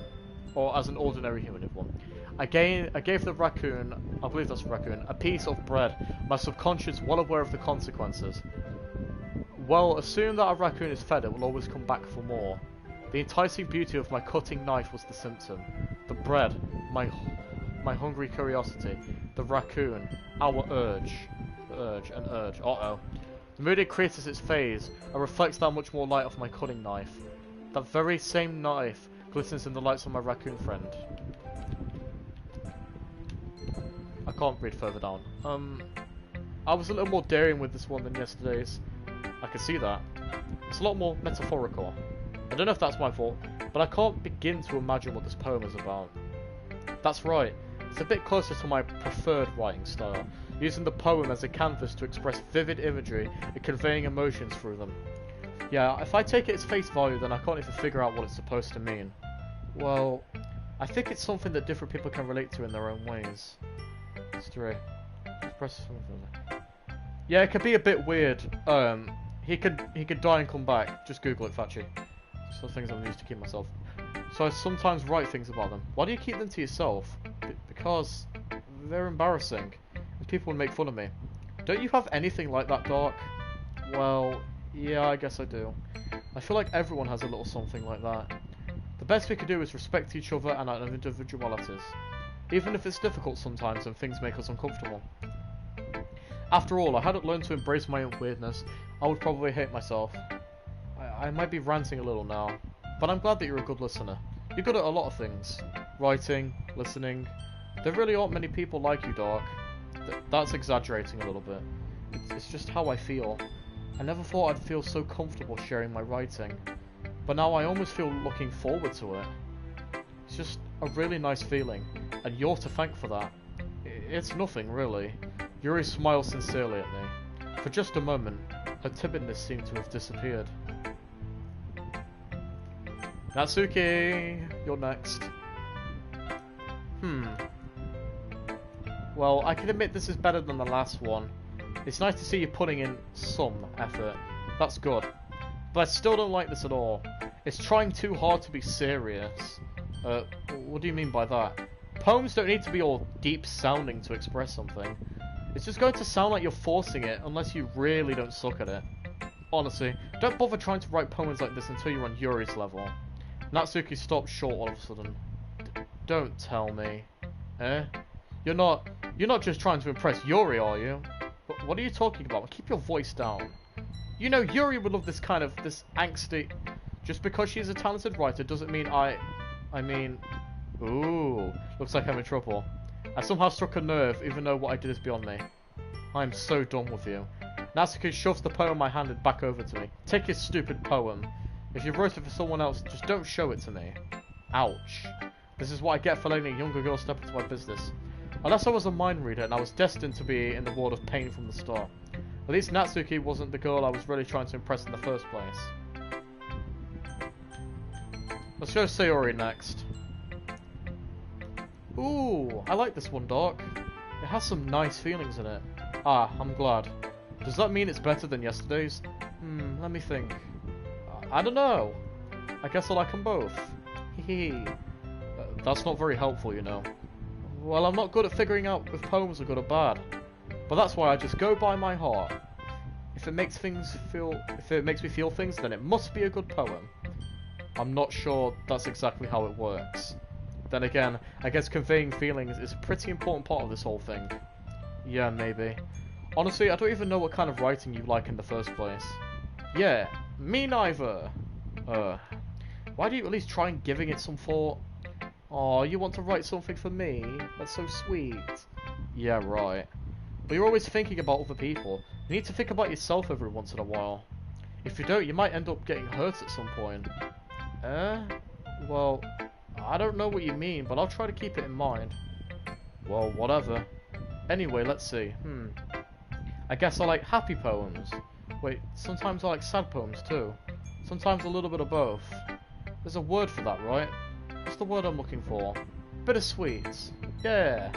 I like things that are happy and things that are sad. Happy and sad? I can't see you liking something sad, Sayori. Well, I like happy the most, but sometimes when you have a little rain cloud in your head, a sad poem can help you give that rain cloud a little hug and make things a nice happy rainbow. Sayori, that's unexpectedly poetic. It is? Maybe I'm getting better at expressing my feelings after all. Thanks, Dark. I should go write that down then. You can read my poem now, okay? Battles. I pop off my scalp like the lid of a cookie jar. It's the safest place where I keep all my dreams. Little balls of sunshine all rubbing together like a bundle of kittens. I reach inside with my thumb and forefinger and pluck one out. It's warm and tingly, but there's no time to waste.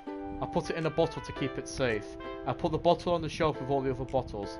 Happy thoughts, happy thoughts, happy thoughts. In a bottle all in a row. My collection makes me a lot of friends. Each bottle is still like to make amends. Sometimes my friends feels a certain way. Down comes a bottle to save the day. Night after night, more dreams. Friend after friend, more bottles. Deeper and deeper my fingers go, like exploring a dark cave, discovering the secret hidden nooks and crannies. What are you talking about? Dinging and digging. Scraping and, please... I blow dust off my bottle cap, thank goodness that. It doesn't feel like time's elapsed. My empty shelf could use some more. My friends look through my locked front door. Finally, all done, I open up and come to my friends. In they come in such a hurry. Do they want the bottles that much? I frankly pull them from the shelf, one after the other. Holding them out to each other, every friend, each and every bottle. But every time I let one go, it shatters against the tile between my feet. Happy thoughts, happy thoughts, happy thoughts, in shards all over the floor. They were supposed to be my friends who aren't smiling. They're all shouting and pleading something, but all I hear is echo, echo, echo, echo, echo, inside my head. Well, that's certainly dark, well, a little sad. Siri, did you really write this? Well, of course I did. Didn't I tell you yesterday I was going to write the best poem ever? Yeah, but I didn't expect something like this coming from you. Monica taught me a whole lot, and I've been really in touch with my feelings recently. I see that. It's almost kind of creepy. Creepy? Well, not exactly. Maybe it's because I'm used to seeing you so cheerful. Well, never mind. I'm thinking too hard about it. The point is, it came out good, so you should be proud of it. Aw, thanks. I feel like it was meant to be expressing myself this way. It even helps me understand my whole feelings a little bit better. Writing is like magic. You've gotten pretty passionate about this, huh? I hope you keep it up. Yeah! Writing is the best! I'm gonna keep writing until I die! Don't get ahead of yourself. Sayori's always had a habit of being obsessed with something before dropping it no more than a week later. I wonder if this is one of those times, but seeing the passion in her eyes makes it hard for me to be pessimistic. Monica is last. Hi again, Doc. How's the writing going? Alright, I guess. I'll take that. Does anyone know when the game gets going? I don't. And I don't want to know yet. I want it to be a surprise, as long as it's not going bad. I'm happy that you're applying yourself. Maybe soon you'll come up with a masterpiece. Aha, I wouldn't count on that. You never know. Want to share what you wrote for today? Sure, here you go. I give my poem to Monica. Alright, this one's good. It feels like you're not only getting comfortable with your style, but the imagery is better than the last one I read. Just wondering, but have you been finding inspiration in Yuri's writing style? I guess. You can't deny that she's talented. Yeah, totally. I think her poems are the most romantic. That's the best way to describe it. She's like a totally different person when she picks up a pen. I noticed that too. Or when she's talking about literature, it's like a light turns on inside of her. Sadly, it's hard to get much personal conversation out of her. Trust me, I've tried. Who knows what goes on inside of that head of hers. I hope you don't mean that in a bad way. No, of course not. I just meant that I wish she didn't keep so much to herself.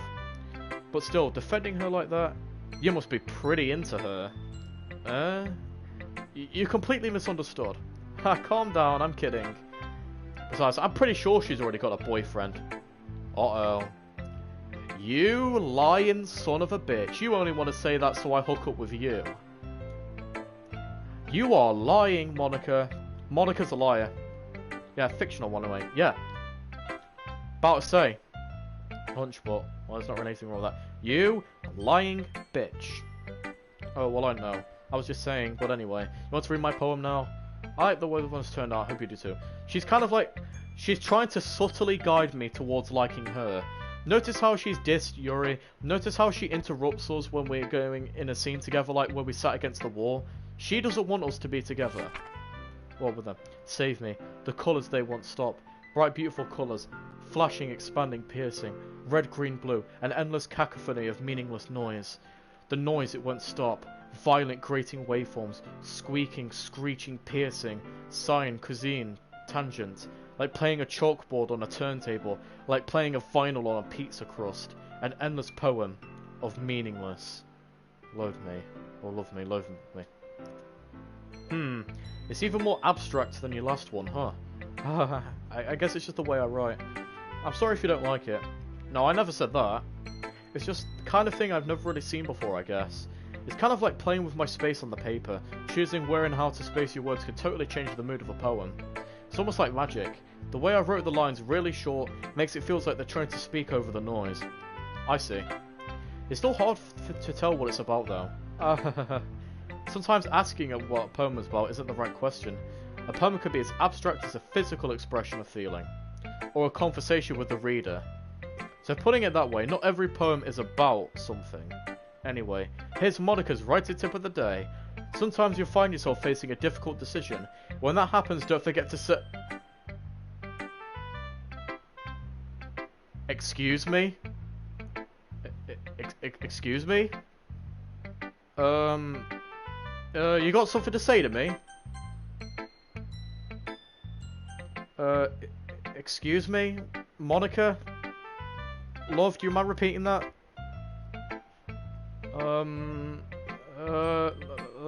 Let's continue. You never know when you might change your mind, or when something unexpected may happen. Wait, is this tip even about writing? What am I even talking? Shut up! That's my advice for today. Thanks for listening. You lying bitch. I don't trust you. Okay, everyone, we're all done reading each other's poems, right? I have something extra planned today, so if everyone come sit at the front of the room. Is this about the festival? Well, sorta. Do we have to do something for the festival? It's not like we could put together anything good in just a few days. We'll just end up embarrassing ourselves instead of getting any new members. That's a concern of mine as well. I don't really do with the last minute preparations. Don't worry so much. We're going to keep it simple, okay? We won't need more than a few decorations. Sayori's been working on posters. I've decided some flyers we can give out during the event. Don't say pamphlets, say flyers. Hopefully we'll find one where we can live for her sake. Okay, that's great and all, but that doesn't tell us what we're going to be doing for the event. Sorry, I thought you heard about it already. We're going to be performing. Performing? Monica? Yeah, we're going to have a poetry performance. Each of us are going to choose a poem to recite during the event. But the cool part is, we're also going to let anyone else come up and recite poems too. Sayori is putting all the posters in case anyone wants to prepare ahead of time. Hehehe. Sayori, who's been colouring a poster, holds it up for us all to see. Are you kidding me, Monica? You didn't already start putting up those posters, did you? Well, I did. Do you really think it's a bad idea? Well, no, it's not a bad idea. But I didn't sign up for this, you know. There is no way I'm going to be performing in front of a group of people like that. I agree with Natsuki. I could never in my life do something like that. Imagining it, Yuri shaking her head in fear. Guys. No, Sayori. I understand where they're coming from. Remember that Natsuki and Yuri have never really shared their poems with anybody until just a couple of days ago. It's a lot to ask for them to recite their poems out loud in a whole room full of people. I guess I kind of overlooked that, so I'm sorry. But I still think we should give it our best. We're the only ones responsible for the fate of this club. If we start the event and put on each good performance, then it will inspire others to do the same. And the more people who perform, the better. We'll be able to show everyone what literature is all about. Yeah. It's about expressing your feelings, being intimate with yourself, finding new horizons and having fun. That's right. And that's the reasons we're all here in this club today. Don't you want to share that with others? To inspire them to find the same feelings you brought here in the first place? I know you do. I know we all do. And if all it takes is standing in front of the room for 2 minutes and reciting a poem, then I know you can do it. Natsuki and Yuri remain silent. Sayori looks weird. I guess that leaves me no choice. I agree. I don't think it's too much to ask. I think that Sayori and Monica have been really trying hard to get new members. The least we could do is help them out a tiny bit. Well, maybe, but... It looks like Natsuki doesn't have any arguments left. Okay, fine. I guess I'll just have to get it over with. Alright. Phew. Thanks, Natsuki. What about you, Yuri? Yuri dejectedly glances around at everyone. Expectant faces. I guess I don't really have a choice. Ha! That's everyone! You're the best, Yuri. This club is seriously going to be the death of me. Oh gosh, you'll be fine, Yuri. But anyway, let's move on to the main event. I want each of you to choose a poem of yours. We're going to practice reciting them in front of the class. No way. Monica? This is too sudden. Well, if you can't recite your poem in front of the club, how do you expect to do it in front of strangers? Oh no. Don't worry. I'll start off to help everyone feel a little more comfortable. Can I go next? Ha, of course. Now let's see. Monica flips through her notebook to a specific poem she has in mind for herself. Then she stands up behind the podium. The title is the poem is The Way They Fly. Monica begins reciting her poem. Her clear, confident voice fills the room. More than that, her inflection is pristine. She knows exactly how to apply emotion behind each line she recites, bringing the words to life. Is this something she's done before, or simply natural? I glance around me. Everyone has their eyes on Monica.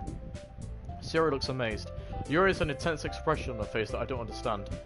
Finally, Monica finishes the recitation. The four of us applaud. Monica takes a breath and smiles. That was so good, Monica. Thank you so much. I was just hoping to set a good example. Are you ready to go next, Sayori? I'll go next. Oh, Yuri's all fired up all of a sudden. Yuri clutches the sheet of paper between her hands and stands up. Keeping her head down, she walks quickly over to the podium. This poem is called... Yuri anxiously glances at each of us. You can do it, Yuri. It's called After Image of a Crimson Eye. Yuri's voice shakes as she starts reading the poem. Just a moment ago, she practically refused to do this. Why is she suddenly just putting in so much effort? As Yuri gets past the first couple of lines, her voice changes. It's almost like what happens when Yuri gets absorbed into her books. Her quivering words transform into the sharp syllables of a fierce and confident woman. The poem is full of twists and turns in its structure that she insinuates with perfect timing. There's supposed to be a rare glimpse into the whirling fire Yuri keeps concealed inside of her head.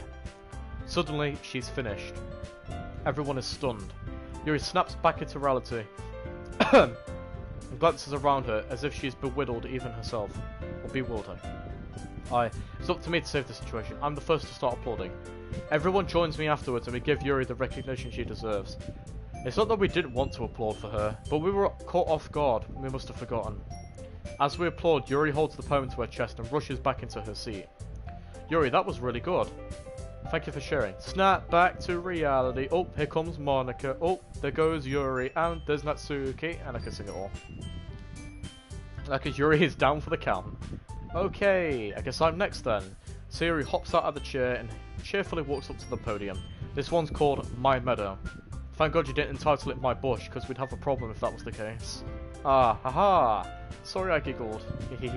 Sayori. It's a lot harder than I thought. How did you guys do it so easily? Try not to think of it like you're reciting it to other people. Imagine you reciting it to yourself, like in front of a mirror or in your own head. It's your poem, so it'll come out the best that way. I see. Okay then. Sayori begins her poem. Somehow it feels like her soft voice was made as a perfect match. The poem is aimlessly cheery like Sayori is. It's serene and bittersweet. If I were to read this on paper, I probably wouldn't think much of it. But hearing it come out of Sayori's voice almost gives it a whole new meaning. Maybe it's what Sayori meant when she said she likes my poems. It's like I reach more deeply into someone I thought I knew through and through. Sayori finishes and we applaud. I did it! Good job, Sayori. Even Dark liked it. I guess that's a good sign. What does that even mean? It came out nicely, Sayori. The atmosphere of the poem fits you really nicely. But it might be that the other poems won't work quite as well with that kind of delivery. I don't really understand. In other words, I've seen poems of yours where that sort of gentle delivery wouldn't work as well. They might have a little more force behind them depending on what you're reading. Oh, I know what you mean. I've been practicing that kind of thing. It's just embarrassing to do in front of everyone. That's a really cute image, the anime girl twiddling her thumbs or fingers because she's nervous. Hehe. The next time, I'm going to make you pick a poem that challenges you a little more. We don't have much time before the festival, you know. Okay. Now who's next? Natsuki? Don't make me go before Dark. It's not like I can compare to you guys anyway. Might as well let Dark lower everyone's standards a little before I have to do it. Natsuki. It's fine. I might as well get it over with. But it's not like I have much of a selection of what to read. I just have to go with what I wrote for today. I stand up instead of in front of the podium. Everybody has their eyes on me, making me feel terribly awkward. I recite my poem. Since I'm not exactly confident on writing, it's hard to put my energy into it. Despite that, once I finish, I'll receive an applause anyway. Sorry, I'm not really as good as everyone else. Don't worry about it so much. I think it's less about your abilities and more about your lack of confidence in your writing. That's something that'll improve over time though. Yeah, maybe. Alright then, that just leaves you, Natsuki. Yeah, I'm going. Natsuki begrudgingly gets out of her seat and makes her way to the podium. The poem is called... It's called... Why are you all looking at me? Because you're presenting. Anyways, the poem is called Jump. Natsuki takes a breath. When she starts reciting her poem, her sour attitude disappears a little. While she's still a little unenthused, her poem has a rhythm and a rhyme to it. It's Natsuki's trademark style, and it works surprisingly well when spoken aloud. The words feel like they bounce up and down as if giving life to the poem. Natsuki finishes and everybody applauds. She huffs back to her seat. That wasn't so bad, was it? Easy for you to say. You better not make me do that again. Well... Do you at least feel prepared enough to recite a poem in front of other people? I mean, doing it in front of other people would be way easier. I could put on whatever face I want for other people. But when it's just my friends, it's just... embarrassing. Well, that's a surprise, Natsuki. I think it would be the other way around for me. Well, that's just how it is, so... Well, I guess in that case, you won't have as much to worry about for the festival. That said, I want to thank everybody for coming, though. Or coming from. It might be hard, but I hope that you all have an idea of what it's like now. Make sure you pick a poem and get enough practice before the festival, okay? I'll be making hat flyers, so let me know ahead of time when you'll be reciting. Jeez. I should probably find some other poem to recite instead. That's fine too. It doesn't have to be your own. I'm already pleasantly surprised that you're putting in all this effort for the club. It makes me really happy. Yeah, no problem. Okay everyone, I think that's about it for today. I know the festival is coming up, but let's try to write poems for today as well, or tomorrow. I've been working out really nicely so far. It's been working out, so continue that. As for the festival, we'll finish planning tomorrow and we'll have the weekend to prepare. Monday's the big day. I can't wait. I can do this. I can do this. Alright. I stand up. There's no way I'll be able to find the same enthusiasm as Sayori and Monica, but I'll do my best to get through it. If it's for the sake of the club and impressing Monica, then I'll have to do my best. Ready to go, Sayori? Yep. Look at you two, always going home together like that. It's kind of adorable, isn't it? Jeez, guys. Don't make such a big deal out of it. It must be a little nice, though. Well, how am I supposed to respond to that? It's okay, dog. You don't have to say it. Whatever, let's go already. I walk home with Sayori once more, even though it's only been a few days. A lot of things have changed. But today, Sayori's being a bit more quiet than usual on her way home. Hey, Sayori. Sorry, I was spacing out. Ah, no wonder. I was thinking about something from earlier. I like how we get to... I mean, Sayori fumbles with her words. So let's just say that one day, Yuri asked to walk home with you. Huh? What would you do? What kind of a question is that? You're kind of putting me on the spot here. Well, I would walk home with her. Walking home with Yuri, huh? Why does the thought of that make my heart pound? I mean, given how hard it is for her to socialise, I would feel awful turning her down, so... Isn't she so beautiful and smart? That has nothing to do with what I just said. Aha, you admitted it! Jeez. There's not even any point in speculating something that's never going to happen. Well, maybe. But I'd just like to think about it. It's not long before you won't be needing me anymore. You know? Need you. Sayori. I can't figure out how you're seeing things in your head right now. Sorry. Everyone is different. Nobody in the clubs is a replacement for you. If you say so. The conversation trails off and I'm left feeling a bit awkward. But it's kind of her fault for trapping me with such a weird question. I can't just lie to her. But if there's anything that makes her happy, I would hate to take that away from her. That's why I said there's no point in speculating. Then again, the festival is only a few days away. Who knows when will happen in that time. Poem again. Okay, let's do it again. Horror. Question. Heaven sent.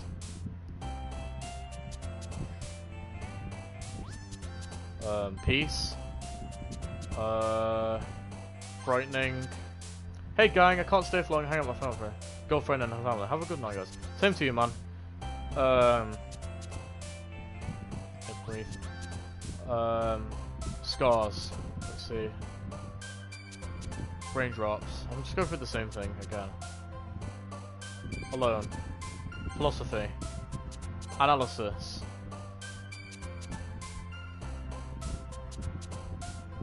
It was that shit. Again, Romans brief last skipping. Melancholy. Okay, great. Misery. Hopeless. Anxiety. Tears. Unstable. Dark. My name. Haha, I'm in the game, everybody! Existence. I'm gonna do one more day, then I'm gonna call it here. Oh man, I'm the last one here again. Don't worry, I just walked in too. Weren't you practicing piano again? Yeah, haha. You must have a lot of determination. Starting this club and now picking up the piano? Well, maybe not determination, but I guess passion. Remember, the club wouldn't be here if it wasn't for all of you. And I'm super happy you're all willing to help out for the festival too. I can't wait for the festival. It's gonna be great. Eh? Were you complaining about it yesterday, Natsuki? Well, yeah. I'm not talking about our part of the festival, but it's a whole day of school where we get to play and eat all kinds of delicious food. You sound a bit like Sayori all of a sudden. Monica, do they usually have fried squid? Squid? That's a pretty specific thing to look forward to. Oh, come on. Are you saying you don't like squid? You, of all people? I didn't say I didn't like it. Besides, what do you mean by you, of all people? Because it's right in your name. Monica. That's not how you say my name at all. Also, that joke makes no sense in translation. Never mind. Let's just focus on my own event for now, okay? Fine, fine. Your reactions aren't as fun as Yuri or Sayori's anyway. Excuse me? Where is Sayori anyway? Oh, there you are. Sayori's sitting at the desk in the corner of the room, looking down at nothing. I walk over to her. Hey, Sayori. I wave my hand in front of her face. You're spacing out again. Sorry. Don't mind me. You could go talk to everyone else. Huh? Is everything alright? Of course. Why wouldn't it be? It just feels like you're a little off. Sorry for assuming things. Geez, you worry too much about me. I'm fine, see? Sayori shows me a big smile. Don't let me distract you from having fun with everyone. Well, alright, if you say so. I worriedly glance at Sayori before turning back towards everyone else, but the conversation has already dispersed with everybody back at their normal activities. Maybe I should ask Monica if she's noticed anything about Sayori recently. Since they've been preparing for the festival, they must be spending a lot of time together. I timidly approach Monica, who is shuffling through some papers at her desk. Doc, what's up? Hey Doc, I highly recommend you do 2 more days instead of 1. It's fine if you don't want to have it. That's a bit strange, but have you ever noticed something up with Sayori recently? Anything up with her? In what way do you mean? Maybe I'm reading into it too much, but she seems a bit downcast today. Oh, you think so? I can't say I've noticed anything about her though. Monica peers across the room at Sayori, who's idly dragging a rubber eraser up and down her desk. Maybe there is something on her mind, but I'm surprised I'm not the only one asking, Dark. You certainly know you know her a lot better than I do. Yeah, but she's never really like this. She's always talked to me about things that bothered her. But this time when I asked her, she was really dismissive. Sorry, I know it's not your problem. I just wanted to ask if you knew anything. I'll drop it now. No. It's important to me too. I mean, I'm also friends with her. I also care about the well-being of my club members, you know. Maybe I'll try talking to her myself. Are you sure about that? She seemed like she wanted to be left alone. Are you sure? Maybe she just has a hard time bringing it up with the people of interest. Person of interest? What do you mean by that? I'm saying that maybe the thing on her mind is you, Doc. Me? How on earth would you come to that conclusion? Well, I probably shouldn't say too much, but Sayori talks about you more than anything else, you know. She's been so much happier since you've joined the club. It's like an extra light was turned on inside of her. What? No way. Sayori's always like that. She's always been full of sunshine. It's not like anything's different now, as it always been. Hehehe. You're so funny, Doc. Have you ever thought that maybe you've always seen her so cheerful? Because that's just how she is when she's around you? Ah, I said too much. I'm sorry, what do I do now anyway? Or what do I know? I didn't mean to jump to conclusions, so you should just forget what I said. I'll try to talk to her, so just try not to think about it for now. Alright. Monica smiles meaningfully. I know she said to forget about it, but I already know she won't be able to get her words out of my head. Monica stands up from her desk and walks across the room to where Sayori is sitting. I watch her kneel down next to Sayori and gently talk to her, but she's keeping her voice so quiet that I can't hear from her. I sigh and sit myself down. I know Sayori told me not to worry about her and to have fun with everyone else, but that's impossible to do when she's behaving like this. Exactly how much do I care about her that I'm letting this weigh me down so much? Now it feels like I'm the one behaving out of the ordinary. But there's nothing I could do besides wait for Monica. Why does it feel like I'm being watched? I glance around the room. Suddenly I notice Yuri peering at me from over her book. But she looks away quickly with a flustered look on her face. I realise that she won't get anywhere like this. I've never really seen Yuri approach anyone or start a conversation on her own accord, so I have no choice but to approach her myself. By now it's a little easier for me to do that. I stand up from my desk and sit in one next to her own. I didn't mean to bother you or anything. Relax, you didn't even do anything. But I could tell you wanted to be alone with your thoughts. Alone with my thoughts. How were you even to tell I was thinking like that? Well, it's something that I do a lot. So it wasn't hard for me to spot based on your posture and expression. Not that I was staring or anything. I didn't do anything creepy like that. In any case, I guess you were right. I'm sorry if I caused you any concern. Don't apologise.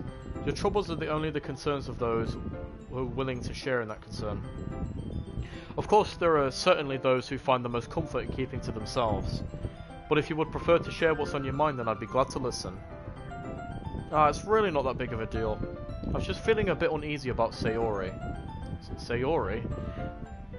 Yeah, she seems a little off today. When I asked her about it, she didn't want to admit it to me.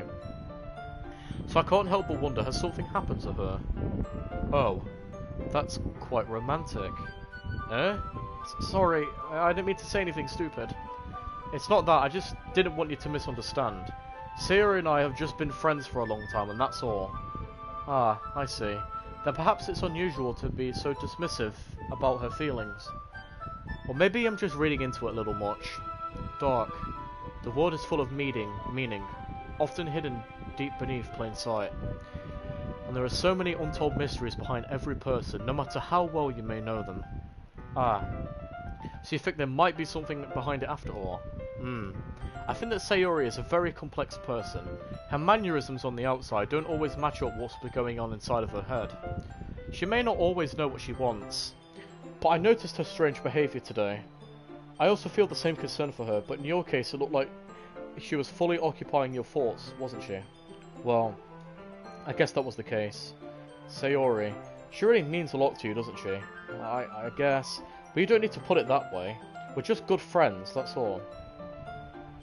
Yuri suddenly looks deep into my eyes. Her expression is gentle and curious, as if she was searching for something. Embarrassed, I avert my gaze.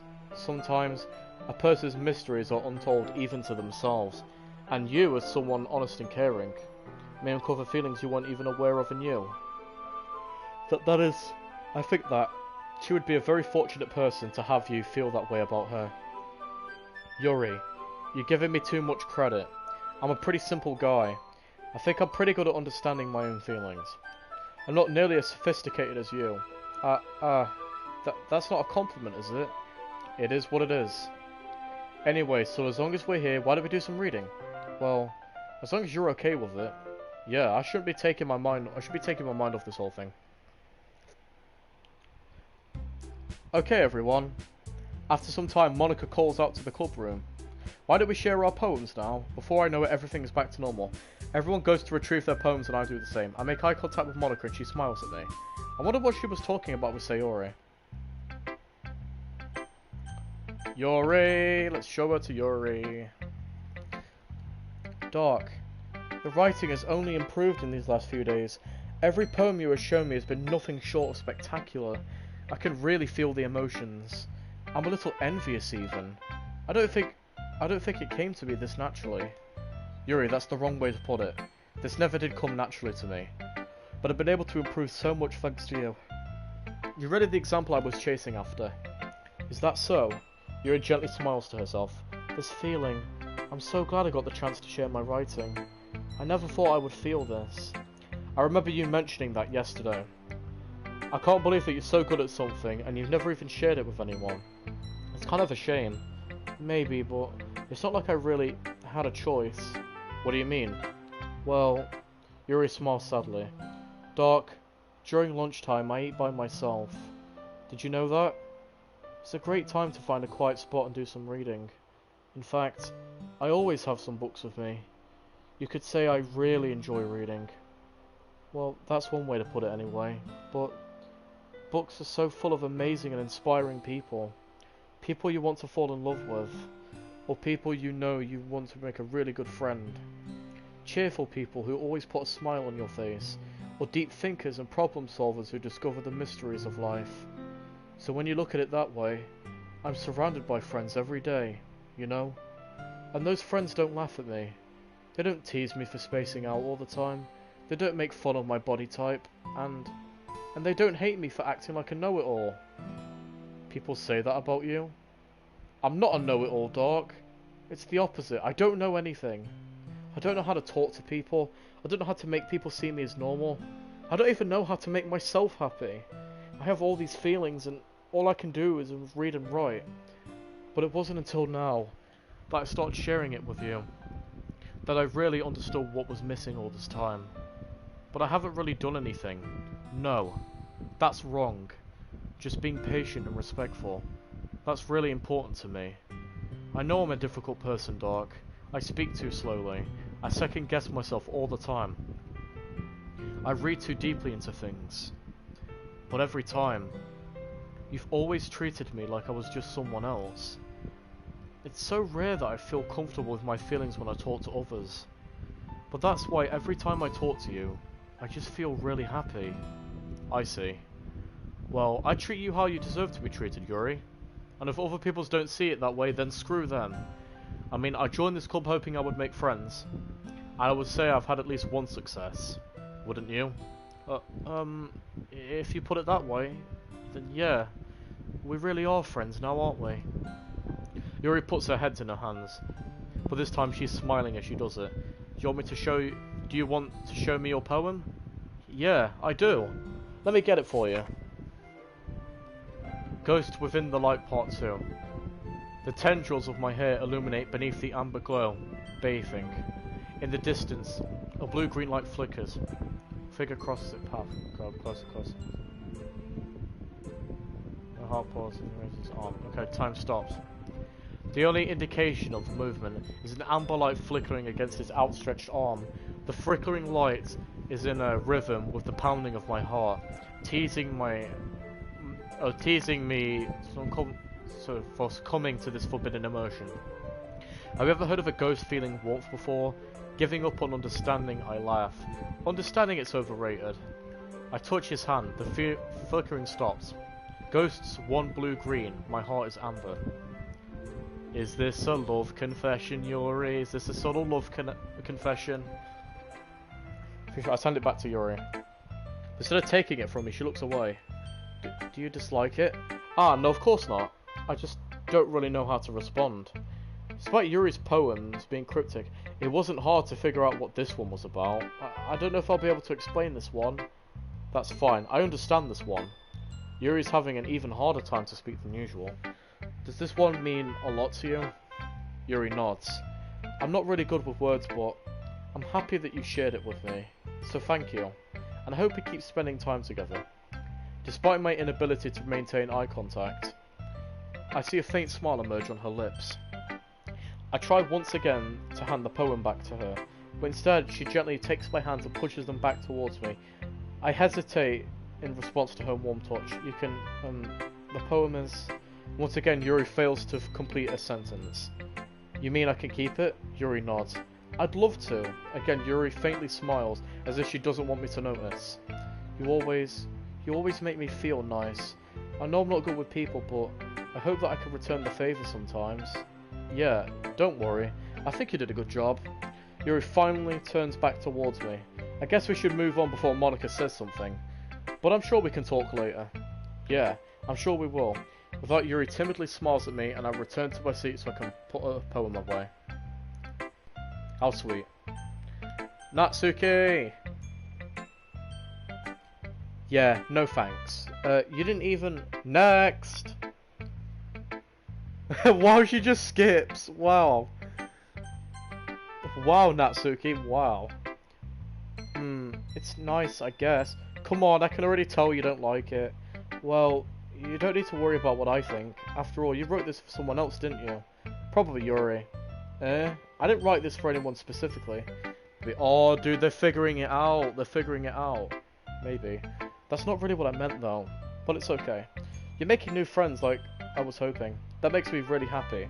And you're happy too, right? In this club? Well, of course I am. Good.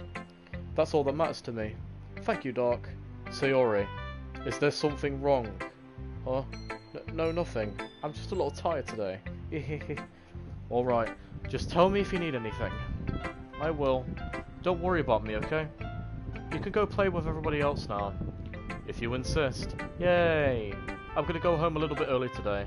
Sayori, tell Monica I wasn't feeling well, okay? I'll see you tomorrow. Before I could say anything else, Sayori cheerfully walks out of the classroom humming to herself. I'm so confused. Hello, Monica. Please don't do that again. Hi, Doc. Have you thought about what you want to submit to perform at the festival? Well, being in this club is one thing, but performing in front of a bunch of people? I'll have to give it some more thought. Okay, no pressure. But whatever you do, I'm sure it'll turn out great. It would also make me happy to see. Anyways, let's take a good look at today's poem. Sure. I'll let Monica take the poem I'm holding in my hands. Your style's gotten so refined, Doc. Yuri's been teaching you a lot of things, hasn't she? Well, I guess so. Yeah, I've been noticing how much time you spend with... Uh-oh, she's on to us, guys. I think I've heard her say more words these past couple of days than she talked in the whole year. Not sure how you did it, but that's impressive. Well, she just needs some patience and a way to talk about all the things in her head, I guess. I'm still getting the hang of it myself. You're certainly putting in a lot of effort. You must really like her. That's... It's awfully suspicious, you know? Spending time with her in the club room every day, reading that edgy novel with her. Well, I just feel bad that she has a hard time socialising. It makes me want to make sure she doesn't spend all of her time alone. Besides, that novel isn't too bad either, you know? Alright, I get you. Just be careful, alright? I know that Yuri isn't used to opening herself up, so if something happens when she's vulnerable, then it could be really hard for her. Her books aren't a total escape from reality. They're just a bandage. You say that like I'm going to hurt her. Ah, you subtle bitch. I know what you're onto. I didn't mean that. If anything, she might accidentally hurt herself. Anyway, I'll show him a poem, you know, alright? Alright. The Lady Who Knows Everything. An old tale of a lady who wanders earth, the lady who knows everything. A beautiful lady who has found every answer, all meaning, all purpose, all that was ever sought, and here I am, a feather. Lost adrift the sky, the victim of the currents of the wind. Day after day I search with little hope and knowing legends don't exist. But when all else has failed me, when all others have turned away, the legend is all that remains, the last dim star glimmering on the twilight sky. Until one day, the wind ceases to blow, I fall, and I fall even more, gentle as a feather, a dry quill, expressionless. But a hand catches me between the thumb and forefinger, the hand of a beautiful lady. I look into her eyes and find no end to her gaze. The lady who knows everything what I'm thinking. Before I can speak, she responds in a hollow voice. I have found every answer, all of which amount to nothing. There is no meaning. There is no purpose. And when we only seek out the impossible, I am not your legend. Your legend does not exist. And with a breath, she blows me back afloat, and I pick up a gust of wind. You know, I feel like learning and looking for answers are the sort of things that give life meaning. Not to get philosophical or anything, but it was kind of on my mind, so that's what I wrote about. I see. I never really put much thought into it. In a way, it's almost paradoxical. Because if we all had the answers, wouldn't the world start to lose its meaning? You know, that's one thing I noticed. It seems like everybody in the club prefers writing about things that are more sad than happy. Aha, are you surprised? I mean, if everything was okay, wouldn't really have anything to write about now, would we? Humans aren't two-dimensional creatures. I think you know that better than anyone. You mean one-dimensional? Ah, yeah, that. Wow, I get it, Monica. Nice. Anyway, here's Monica's writing tip of the day. Are you ever too shy to share your writing because you're afraid it's not that good? It can be really disheartening to get a lukewarm response to something you put too much effort into. But if you do find other people who enjoy writing, then sure it becomes a lot easier, because instead of just telling your writing is good, okay, or bad, they'll want to focus more on everything that went into it and the things you can work on. It's much more encouraging that way, and it'll make sure you want to continue improving. It's almost like having your own little literature club, don't you think?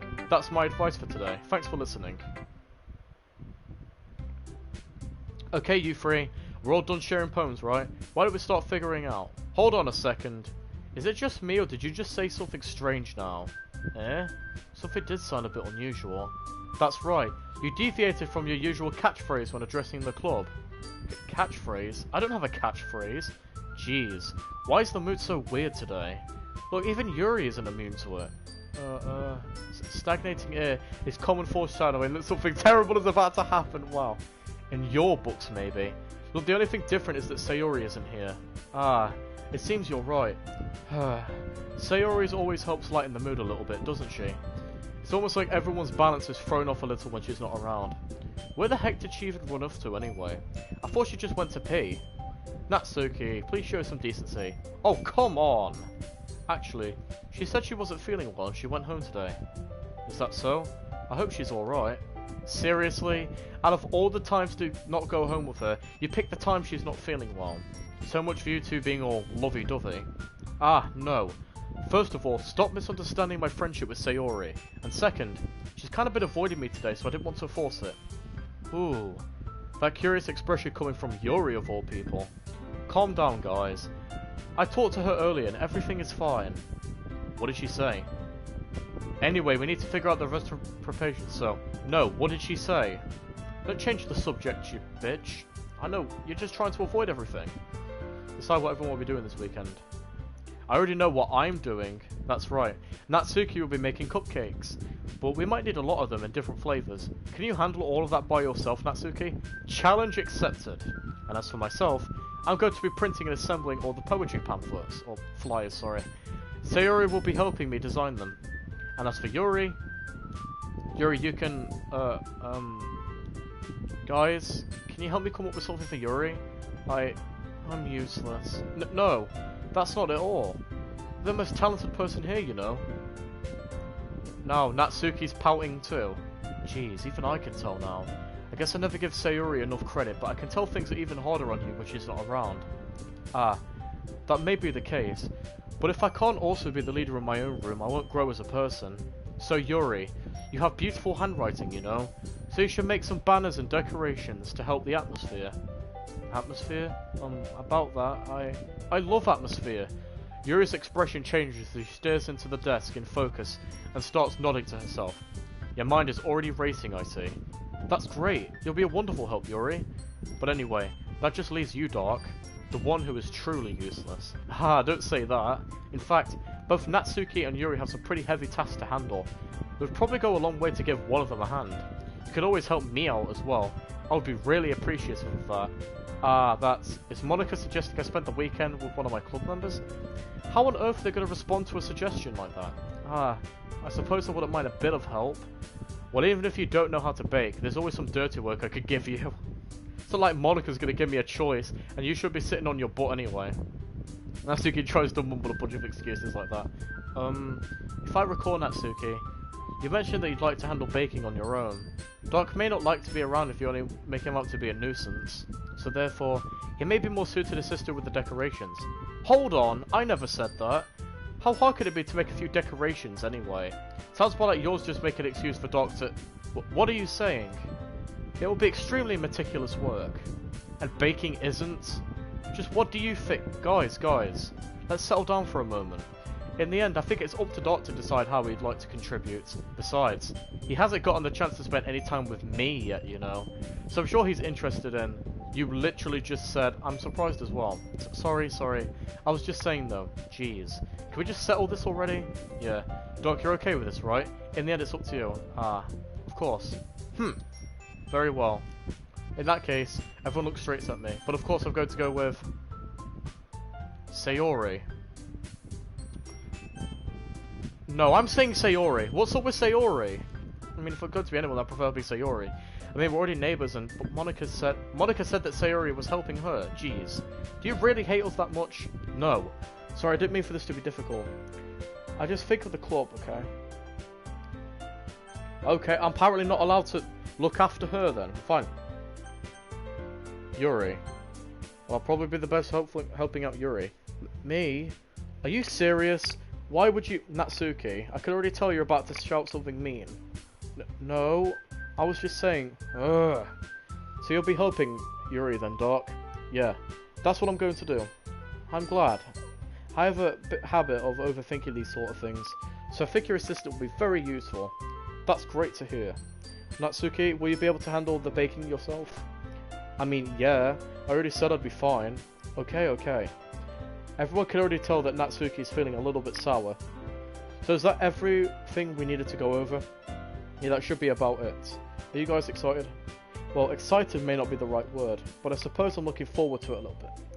I'm scared for Sayori. Is she okay? Do you feel the same way, Doc? Me? I guess you could say I'm interested in how it'll turn out.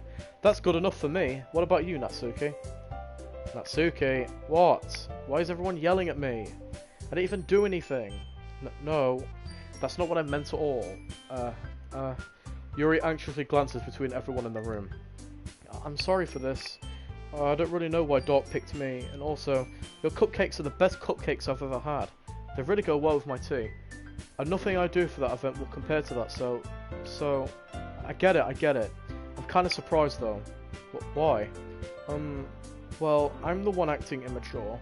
I already know that. But you're trying to cheer me up all of a sudden.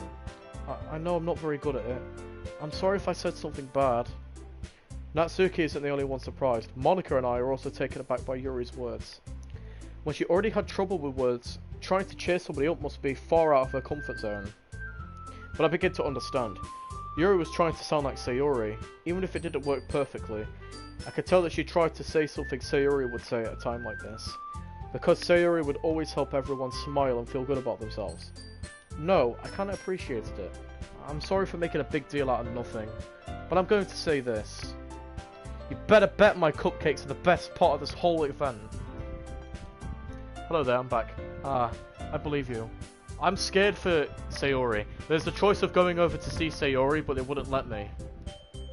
Yeah, I hope to see everyone do their best. But with that, there's nothing more today, so I guess it's time for us to head out. Alright, let's get out of here then. Back to other things. Starts following Monica and Natsuki out the door as they chat between each other. I turn around. Sorry, I realise that I don't have any way of contacting you this weekend. Oh, you're right. I can't believe that slipped my mind. Should I give you my phone number? I think that would be the best way, yeah? Alright then. Yuri and I exchange numbers. Okay. Then I'll be stopping by your house on Sunday. My house? Is that a problem? No, not at all. I just thought that I'd be the one going to your house since I'm the one helping you. I suppose that makes sense. But if you don't mind, I think I would prefer going to your house. Alright. In that case, it won't be a problem. I decided not to press Yuri for a reason. It's not like it should matter either way, so I'll just need to make sure my room is clean. I hope I managed to make myself useful in some way. I'm not nearly as creative as you are. Don't underestimate yourself, Doc. I think that will make a very productive team, even if you only choose me because you felt bad at something. Wait, you don't actually think that, do you? I don't know. It's difficult to come up with any other reason you may have chosen me. You have nice tits, you have a nice ass, and you have a good personality. That's good enough for me. If you're getting the one reason with the most common sense, I choose to help you because that's what I want to do. But Yuri thinks to us with an extremely tense expression. Yuri, you're overthinking this. You wanted me to point out where you were overthinking, right? I didn't realise. I'm telling you I want to. That's all there is to it. Do you believe me? Yuri then thinks really hard again. I'm not simping. I would do everything for her. I'd do everything within a reasonable margin. I'm not a simp. I won't, like, subscribe to her Twitch with, like, a £100 donation or whatever the fuck. She looked straight into my eyes for a long while. I believe you. As if it took tremendous effort, Yuri finally says that and relaxes her expression. And I'm very happy, and I'm really looking forward to Sunday. Yeah. I am too. After that exchange, I made my way out the door, and Yuri follows. Can't believe this. Yuri's going to be coming to my house on Sunday. Even though I would have preferred to do this with Sayori, my anxiety still shoots through the roof. I guess I'm pretty used to handling her at this point, but who knows what might end up happening when we're outside the school. She even told me she was looking forward to it. I shake my head. Why do I feel nervous that Sayori finds out about this? It's not like we feel that way about each other. Besides, I like Monica, like Monica said, this is about the club. I have nothing to worry about. If I just go with it, then I'll have a good time. It's already Sunday. I've been getting increasingly anxious about Yuri's upcoming visit. I keep telling myself there's no reason to be nervous, but it doesn't help much. Yuri is clearly an introvert and also an intimate person in general. There's no doubt she'll open up a little bit when it's just the two of us. Meanwhile, we've been texting occasionally. She was extremely apprehensive at first, but it wasn't long before I was already learning more about her. Putting Yuri aside, I haven't heard a thing from Sayori since she left the club the other day. I'm scared. So like, we text each other all the time already, but I've been worried about her in the back of my mind. Same here. Between what Sayori said and what Monica said, is it really okay for me to put Sayori's feeling aside when she might need me? I decide to visit Sayori before Yuri comes over. Rather than asking, I simply tell her I'm coming over, much like we've done in the past. Once I've reached Sayori's house, I knock on the door before entering it myself. Again, we used to play so often that we've made it a habit of simply entering each other's house like we're family. The house is quiet. Yuri isn't saying anything on the first floor. She's in her room. It's already strange of her to run down and greet me. I head up to her bedroom and I finally find her. Sayori? Hi, Doc. Sayori! Sayori, you're okay. Sit down on the bed. Sayori forces a smile, but it's hard to tell she's different. Don't say I'm not looking at the chart. There's a minute of silence between us. You haven't come over like this in a long time, have you? Oh, I guess you're right. It's been a long time. Not much has really changed, has it? I didn't see it, Joseph. I didn't see any kind of message. I'm covering the side of the chart with my hand. I also recognise the stuffed animals walls she's had for years now. If you came over more often, it wouldn't be such a mess. That's because I ended up cleaning it for you. How come you so suddenly wanted me to come over today? Aren't you supposed to see Yuri today? Yeah, but just spoiled the entire thing. Just don't warn me about shit like this. It's a horror game. I'm supposed to experience it as it being scary. I had enough since the last time we met. Monica told me it's only natural for her to keep informed about the festival's preparations, right? Ah, that's true. But what about you? Aren't you going to be helping Monica today? Of course, but I'm just helping her online. We didn't plan to meet up or anything. So it's just me and Yuri then. Yep. There's more silence between us. Sayori stares into a random direction. Everything about her behaviour is uncharacteristic. I finally get to the point. I just wanted to see how you were doing. After you left on Friday. When something's wrong, you can't hide it from me. I know you too well. So, Sayori smiles, shaking her head. That's no good, Doc, eh? Why can't it just be like how it's always been? This is all my fault. If I didn't get so weak and accidentally express my feelings, if I didn't make that stupid mistake, then you wouldn't have been worried about me at all. You wouldn't have come here. You wouldn't have been thinking about me right now. But this is just my punishment, isn't it? I'm getting punished for being so selfish. I think that's why the ward decided to have you come over today. It just wants me to torture me. Sayori? I grabbed Sayori by the shoulders. What on earth are you saying? Are you listening to yourself right now? I know something happened to you. There's no other explanation for you to be like this. So tell me already. Until I know, I won't be able to stop thinking about it. Sayori gives me an empty smile. You really put me in a trap, Doc, but you're wrong. Nothing happened to me. I've always been like this. You're just seeing it for the first time. Seeing what? What are you talking about, Sayori? You're really just gonna make me say it, aren't you, Doc? I guess I have no choice this time. The thing is, I've had really bad depression my whole life. So she's a fake optimist. She's... Look at your PC phone. Yeah, I can now. Do you know that? Why do you think I'm so late to school every day? Because most days I can't even find a reason to get out of bed. Dude, she's depressed, but she's pretending to be happy. Oh god. Why go to school? Why eat? Why make friends? Why make other people put their energy and care to waste by having them spend it on me? That's what it looks like. And that's why I just want to make everyone happy, without everybody worrying about me. I'm in shock. I can't even figure out how to respond. How is it possible that Sayori keeps this from me the entire time that I've known her? Does she really want so badly for me to just not think about her? Why, Sayori? Why is it that you've never told me about this? It almost feels like I've been betrayed as your close friend. Because if I knew, I would have done something to support you. Even if there's only so much I could have done, I would have tried a little bit harder to make every day a little bit better for you. That's why I'm your friend. All you had to do was tell me. You don't understand at all, Dark. Why do you think I didn't tell you? Because if I told you, then you would have just wasted effort caring about me instead of doing important things. I don't want to be cared about. It's bittersweet when people try to care about me. It feels nice sometimes, but it also feels like a bat being swung against my head. That's why I wanted so badly for you to make friends with everyone else. Helping everyone be happy together is the best thing for me. But then I discovered something else too. Seeing you make friends and get closer with everyone in the club. It feels like a spear going through my heart. So that's why I decided the world just wants to torture me. Every path leads to nothing but hurt. You're right, that I don't understand. I don't understand your feelings at all, Sayori. But I don't need to understand.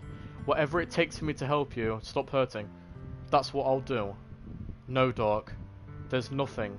Nothing at all. The only thing that could help is if everyone could be like it always was. But I was selfish. I finally showed you what a horrible person I am. Tears streaked down Sayori's face. I made you join the literature club because I was selfish. And I was punished by my own heart hurting in a way I couldn't even understand. And now you've come here and I've made you hurt too. I'm just weak and selfish. That's all I am. And that's why I'm going to accept these punishments. Because I deserve every last one.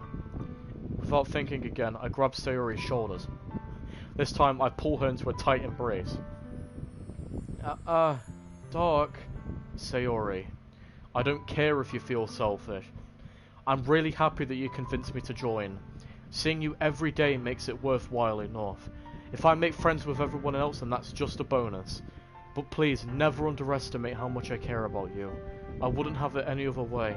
Dark. Sayori isn't hugging me back. Despite my arms being wrapped around her, Sayori's arms remain at her side. She starts sobbing into my ear. No. Don't do this to me. Please don't do this. Dark. Sayori barely manages to speak between her sobs. I don't know if I'm doing the right thing. But all I want is for us to know I care. If you have it in yourself to call yourself selfish, then you have to let me be selfish too. No matter what it takes, I'll figure something out, what needs to change. I'll make sure these feelings go away. And if there's anything you need me to do, then you better tell me. I'll get mad if you don't. I don't know. I don't know. I don't know. Gently, Sayori finally puts her arms around me in return. I don't know anything. It's all really scary. I don't understand any of my feelings, Dark. The only time I'm not feeling anything is when I'm feeling pain. But your hugs are so warm, and that's really scary. Sayori lets me go. As she does so, I let her go as well. The festival is tomorrow. Yeah. It's going to be fun, right? Yeah. How would you like for me to spend it all with you? It's what I want. I promise. I think that would be nice then. Yeah. Sayori wipes her eyes. Why is the text in the game so blurry? It's blurry? What do you mean it's blurry? It looks fine to me. I could spend the whole day here, I would. Of all the days, this has to be the one where I have other plans. I can't change the quality. I don't know what you mean. I don't. I don't know what you mean. There's nothing I could do to change the quality.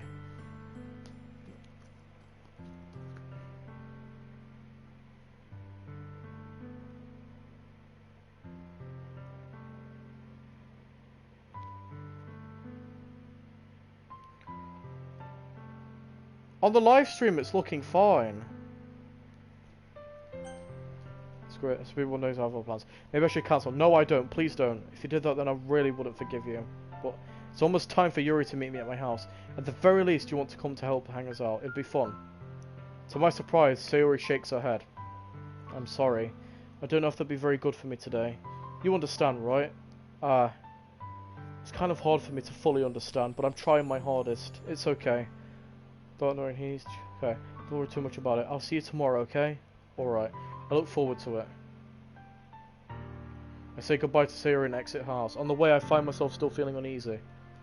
But it's hard for me to keep thinking about it when Yuri's going to come over too. I think Sayori's right. I shouldn't be worrying too much, and we're definitely going to have a great time tomorrow. I should just focus on what's ahead of me. As I approach my house, I see something that makes me feel a moment of panic. Yuri? Ah, thank goodness. You're a little early. Sorry if I wasn't home yet. Were you waiting for a long time? No, I just got here. I'm digging that turtleneck. Yuri, you are adorable in that. But I started to get really nervous when nobody answered the doorbell. You always could have texted me. If I had known, I would have reassured you and hurried my way home. I suppose that's true. I didn't think of that for some reason. It should be common sense to do that, but I decided to ignore it. Anyways, let's go inside. I see you brought a lot of stuff with you. That's right. And did you manage to find everything I asked you to buy as well? Yeah, pretty much. At least I got everything right. I'm sure it'll be fine. I take Yuri to my room. The first thing she does is glance around curiously, which makes me anxious. It's so clean. I cleaned it before you came over, so... That's very considerate of you to do. Ah, no. It would be very embarrassing for my room to be a mess while you were here. Well, I do enjoy cleaning. I would have gladly helped you clean. That would be even more embarrassing. Wait, don't look in there. I snatch Yuri's wrist while she's in the process of looking at a desk of mine. I'm sorry. I wasn't thinking for some reason. I was just spacing out. It's fine, it's fine. I let go of Yuri's wrist. She puts both of her hands firmly on her lap as if she's making sure she's keeping track of them. So, should we get started? Yes. I have a few things planned out that you could help with. Decorations and other atmospheric enhancements. Atmospheric enhancements? You know. Mood lighting, aromatherapy candles. Oh wow. I didn't know you planned on taking it that far. Of course. I want to help take our guests to a faraway place. Although many will stop just out of curiosity. And for cupcakes, I guess. I'm determined to provide an experience that will leave them wanting more. That's great. It's easy to forget you're a pretty intense person. Intense? I guess that's the best way to put it. Is that a bad thing? No, not at all. It's something that I like about you, actually. Is that so? That makes me feel relieved. And kind of happy. Yeah, no need to be so anxious. You can relax a little. Relax? I brought some things for relaxation. I was going to use them during the poetry event. Oh yeah, like what? Let's see. Yuri rummages through her bag. She pulls out a few candles and a wooden cylinder-shaped object. I did some shopping on the way here, so I happen to have these in my bag. I plan to cover the windows in black paper and use the candles to light the room. I think that would be amazing, don't you? Yeah, that would be really neat. What's that wooden thing though? Oh, this? It's a diffuser for essential oils. How familiar are you with aromatherapy? Not familiar at all. Ah, is that so? It's one of my favourite contributors to positive atmosphere. Depending on the oils or herbs you choose, you can change the mood of the air itself. You can even feel it permeate throughout your body. Relaxation, positive energy, romance, reflection. It's almost like magic. Yuri takes the cylinder and pushes a switch at the bottom. In just a moment, a thin ray of vapour begins to sprout through a small hole on the top. Wow, that smells wonderful. What kind of mood is that for? This is a jasmine essential oil. It smells a little sweet and flowery, right? Yeah, that's a good way to describe it. I chose jasmine for the event because it provides more than relaxation. Jasmine enhances your emotions and helps you feel them flow throughout your body. You feel warmer and your heart pounds more heavily. Don't you think that this will be perfect for sharing our poems? If it does sound suitable. But you seem to know a lot more about this, so I'll trust your opinion with anything. Yuri smiles gently, clearly enjoying herself. She again reaches into her bag and pulls out several spools of thin ribbons. What are those for? Well, did you purchase the origami paper I asked you to get? Yeah, I have it over here. We won't be using the paper for folding origami. What I'd like to do is write a different word on each paper. Don't spoil! Stop fucking spoiling! I had a guy come in before and tell me of a bad scene, but luckily I blocked before I see it. But literally, sorry Dom, but don't warn me, okay? I want to see it because it's scary. Oh yeah. What will those be used for? Well, I'm going to cut pieces off ribbon. I'm not mad at you, I kind of want to experience the game blind, you know? Door of the classroom. Then we could have fastened the paper onto the ribbons to create a doorway curtain. Wouldn't that be beautiful? It would also catch the eyes of those passing by the room. Thank you, Joseph.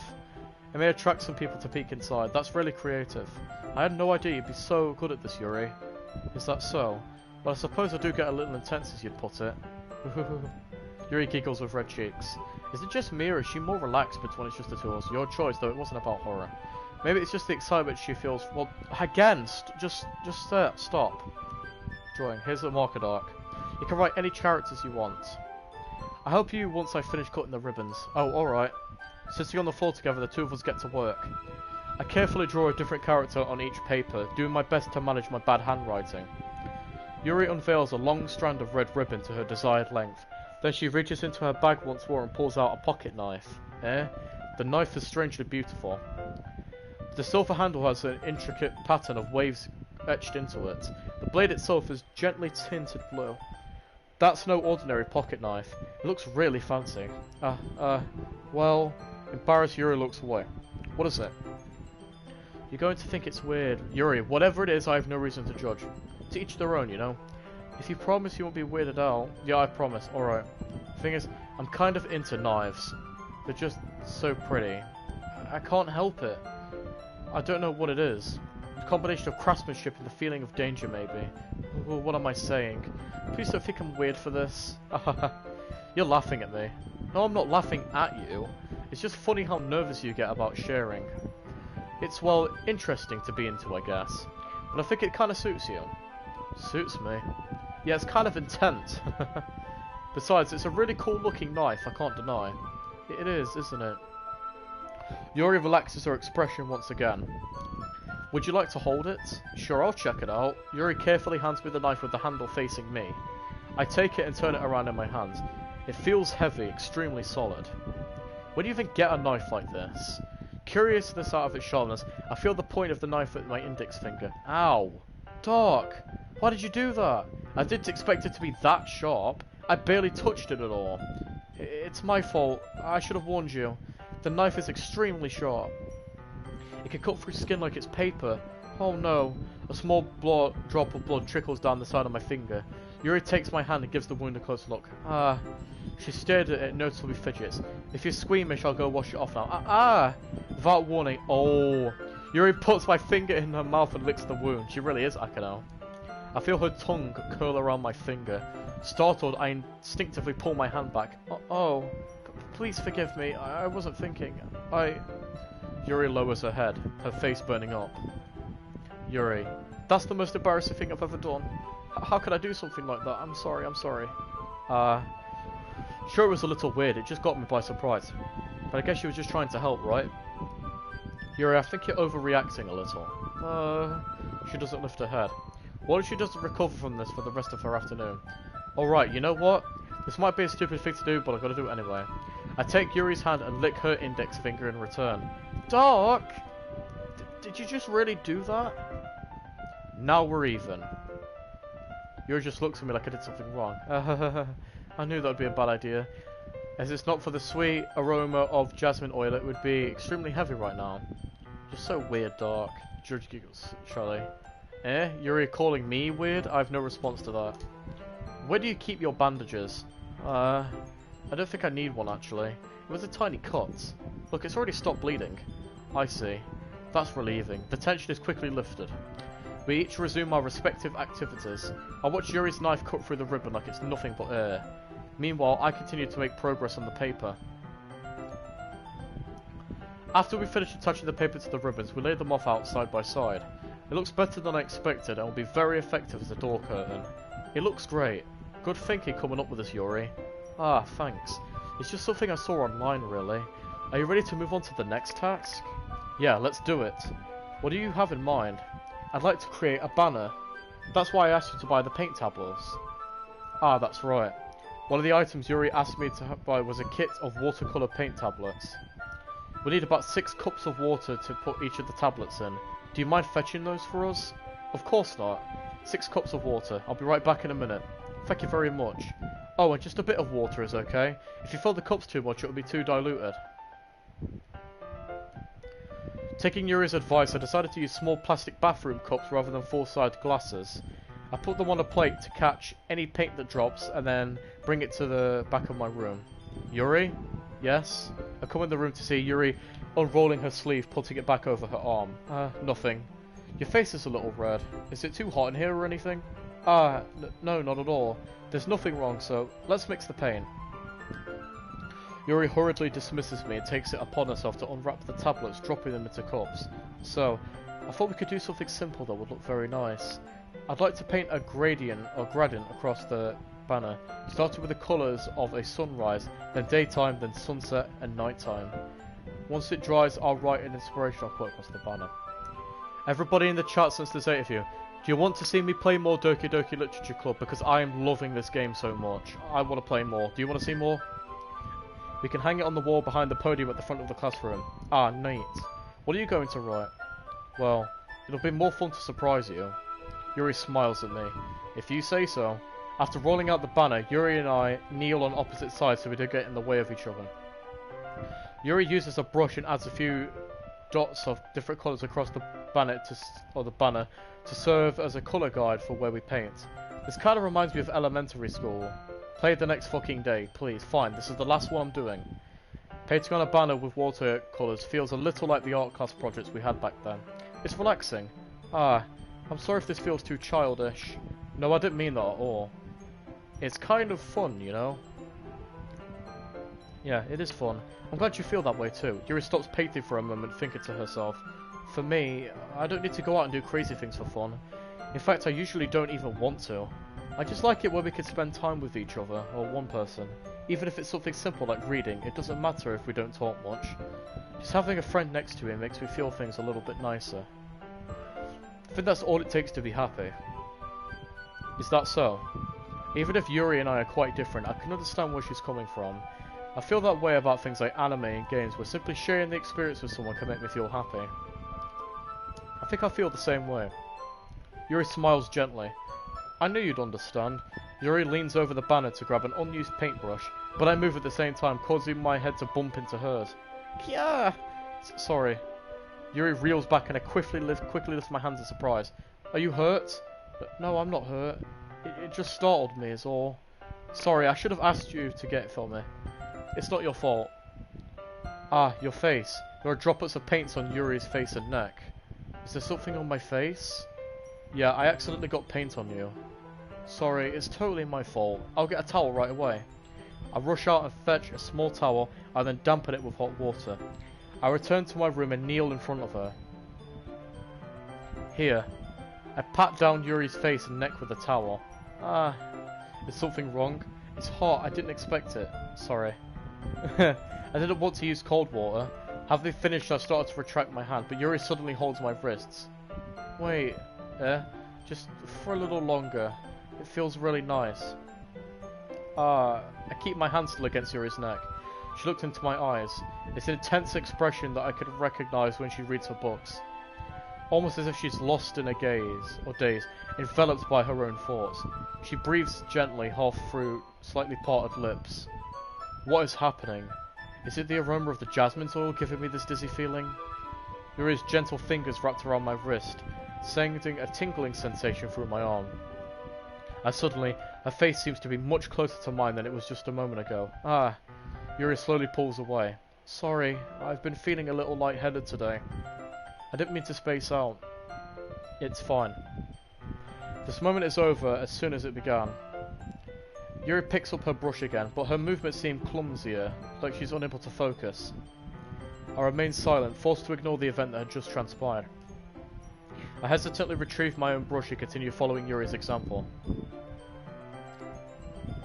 That should do it. I finished filling the night sky with white dots that look like stars. Looking at the banner as well, it's actually pretty natural looking. I think it came out better than expected. I'm really happy with the results. Yeah, me too. Are you going to add the lettering now? Not yet. It needs to dry first. That's true, but won't that take a while? Well, perhaps it would be best to leave it here and have you bring it in the morning. I could do the lettering in the classroom before our event starts. Is that okay? That's totally fine. Wonderful. In that case, I don't think there's anything more for us to do here. Phew. You say that like you're glad it's over. Was I wrong to assume you were at least enjoying yourself a little bit?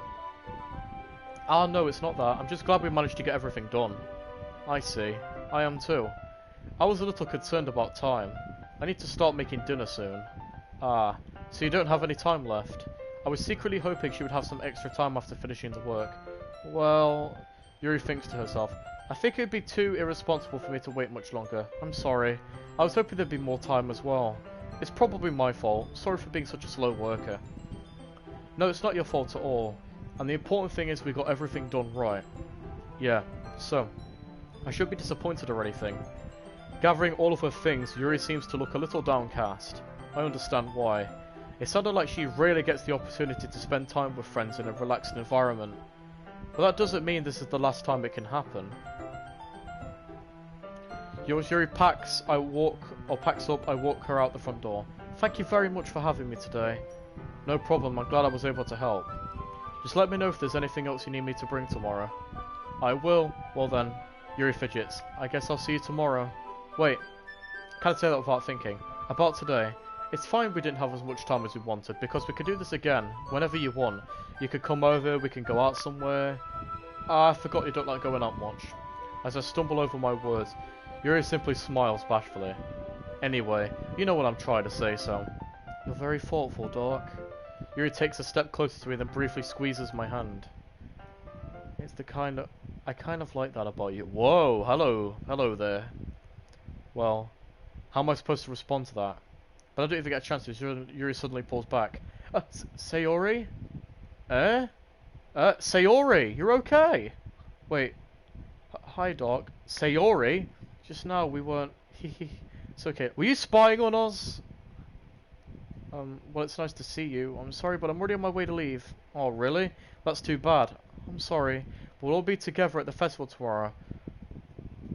Turn right, of course. Sayori beams. Fachi, Joseph, clearly embarrassed, Yuri hurries off. Sayori waves goodbye after her. Sayori? I thought you didn't want to come over today.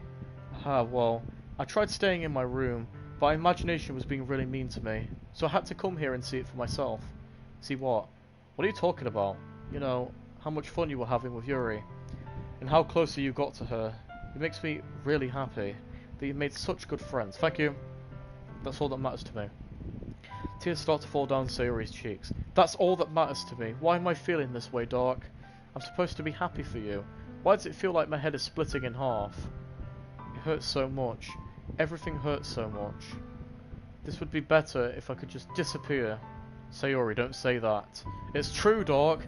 If I wasn't here, you wouldn't have to waste your sympathy on me. You wouldn't have to put up with me being so selfish. Monica was right. I should just... Monica? Monica was right about what? Sayori, what I said before is true. I'm not going to let this continue. Caring about you like this isn't the burden your mind is making it out to be. It's something that makes me happy. It's something that I wouldn't trade for anything else. So even if it takes an entire lifetime, I'm going to be by your side until you don't feel any more pain. But Sayori looks away. I put a hand on her shoulder to reassure her. I'm scared, Doc. I'm really scared. What are you scared of, Sayori? I'm scared that I might like you more than me. Sayori? It's true, isn't it? I was weak and I started to like you too much. I did this to myself. Doc, I like you so much I want to die. That's how I feel. And that's enough, Sayori. I don't want you to hurt anymore. I slide my hand down Sayori's arm and squeeze her hand in my own. Do you remember how I said I always know what's best for you? Do you still believe me? Wordlessly, Sayori nods. Even if you don't understand all of your feelings, I know that you need me the most right now. And that's what I'm going to give to you. Sayori. Oh no. Oh no. Oh, I don't know. Oh no. I don't know what to do, everybody. Oh no, but that could... What do I do? What do I do? Okay. I love you. I'm gonna regret this. Hang on, can I save? I'm gonna save. I love you.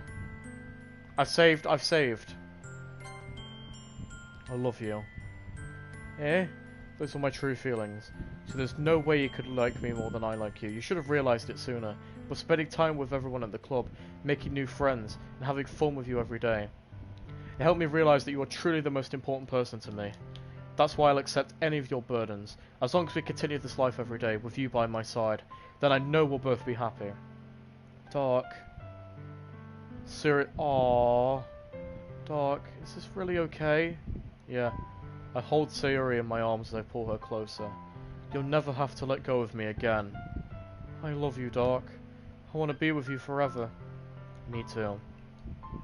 I feel Sayori grip weaken around me a little bit. What is this? Sayori? I'm supposed to be happy right now. I always thought this would be the happiest moment for me. But why? Even now. Why won't the raid clouds go away? They're not going away at all, Dark. It's okay, Sayori. It might take some time for things to get better, okay? But no matter how long it takes, I'll be there every step of the way. That's all that matters right now. Okay, I trust you. Sayori and I slowly release each other. So, I guess this makes the festival tomorrow our first date, huh?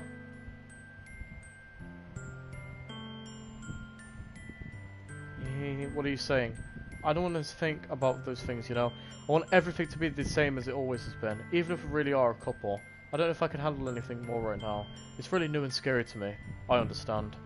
We'll go at whatever pace suits you best. Hey Dark. Sayori gazes at me once again, smiling sadly.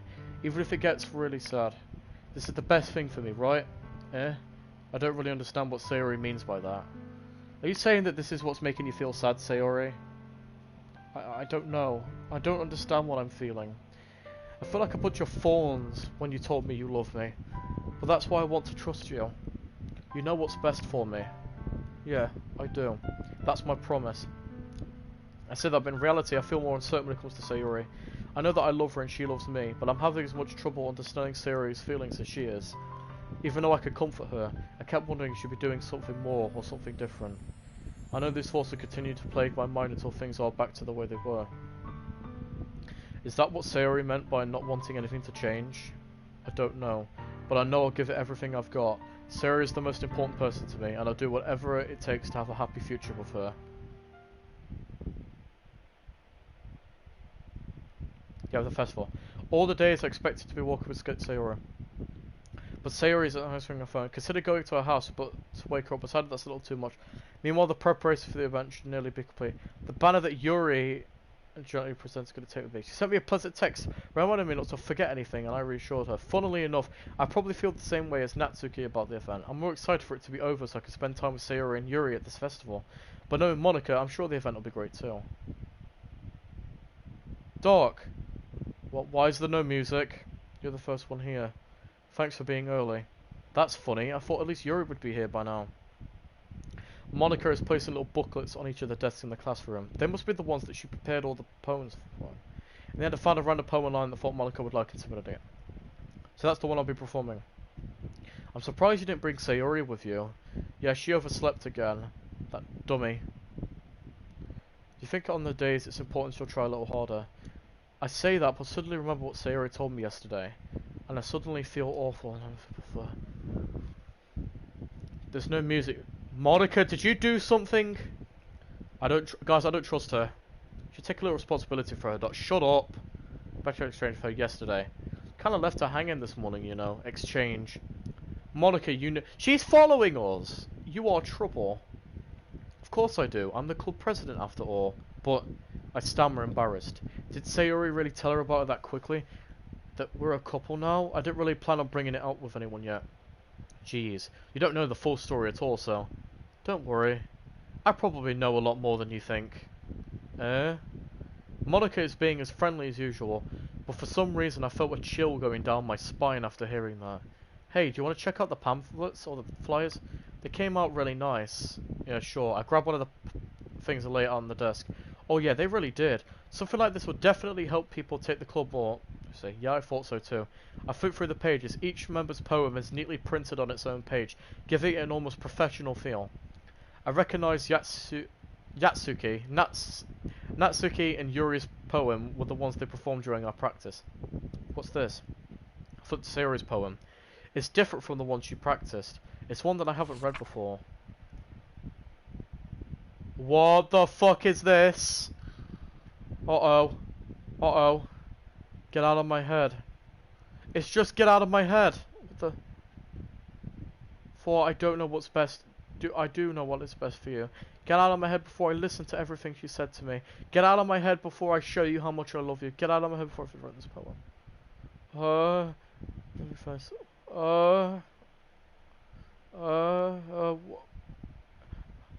Monica? Yeah, Sayori's written, yes. More than that. I changed my mind. I'm gonna get Sayori, so... well, alright. Try not to take too long, okay? I quickly leave the classroom. Don't strain yourself! Monica calls out after me. I quickly my pace. Sayori. What was I thinking? I should have tried a little bit harder for Sayori. It's not a big deal to at least wait for her to help her wake up. Even the simplest gesture to wake up at school makes her really happy. Besides, I told her yesterday things will always be better. She needs and I'll give it to her. At Sayori's house and I knock on the door. Don't expect an answer. She's not picking her phone up either. Let myself in. Sayori? She really is a heavy sleeper. Swallow. I can't help but believe I'm doing all this stuff after all. Working in her own house. It really is something that a boyfriend would do, isn't it? In any case, I just feel right. Outside Sayori's room, I knock on her door. Sayori? Wake up, dummy. There's no response. I really don't want to have to enter her room like this. It's a kind of breach of privacy. She leaves me no choice. I open the door. Said, holy shit! Sayori! She's hanging herself! What the fuck? Sayori! What? What the fuck? Sayori! Dude, what the... What the... What is going on? What the hell? What the hell? Is this a nightmare? It has to be. This isn't real. There's no way this could be real. Sayori wouldn't do this. Everything's normal. What the fuck? Sayori! Show me. Sayori! That was best. Why would she... Sayori! That's what Sayori needed at all. Oh, Sayori! What the fuck? Dude, what the I can't read chat, what the hell? Prevented this. I've known prevented this. Screw the literature club, screw the festival. I just lost my best friend, someone I grew up with. She's gone forever now. Nothing I could do could bring her back. This isn't some game where I could reset and try something different. I had one chance I was a kid, and I'll carry this guilt until I die. Nothing in my life is worth more than hers.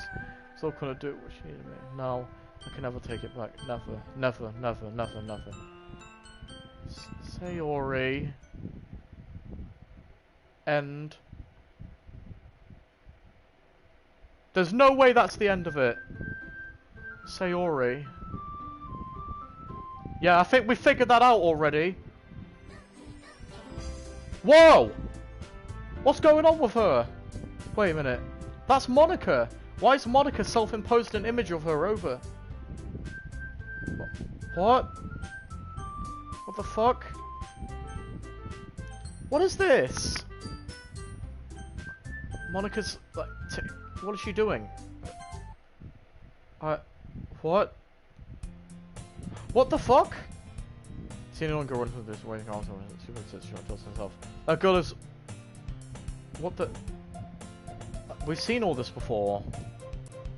What the fuck? What the hell? What the fuck? What the? What is usually the? Okay. Friend school on. Okay.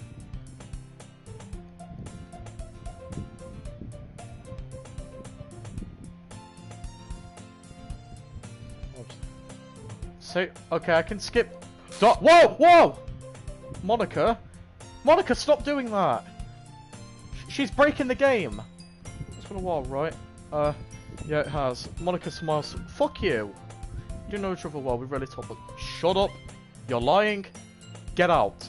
Be gone. Did you call? You know what? I'm not doing this text anymore. I'm too shocked. Actually, quit the debate club. Really? Quit? Yeah. No, I can't sell all the policies in the mission clubs. Dude. Ah, what the?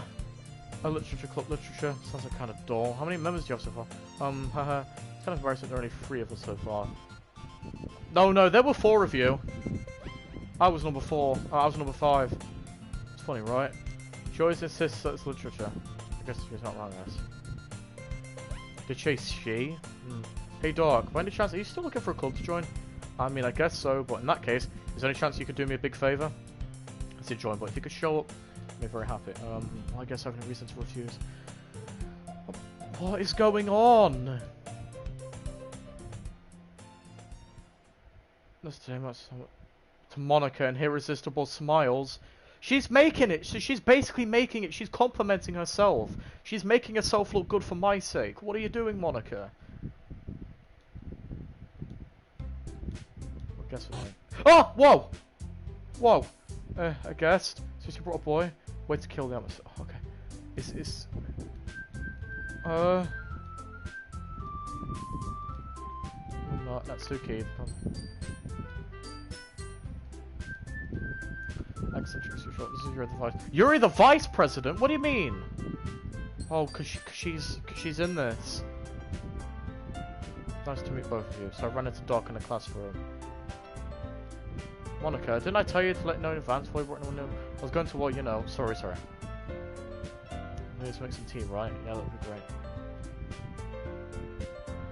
Oh, what the hell, man?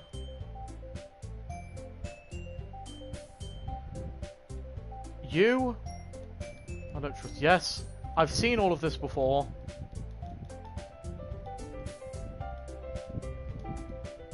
Well, I guess. She reluctantly agrees. Wait a minute. I've seen all this before, right? Yeah, I've seen all of this.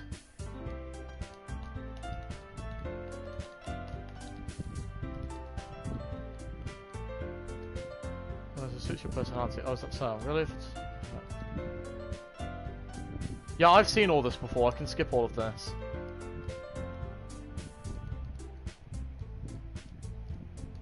Dude, what?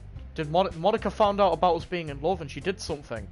Did she make Sayuri kill herself?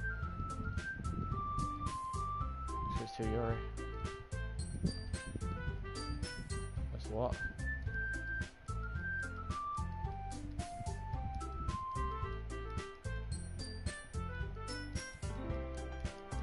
I'm skipping this, because I've already seen all this.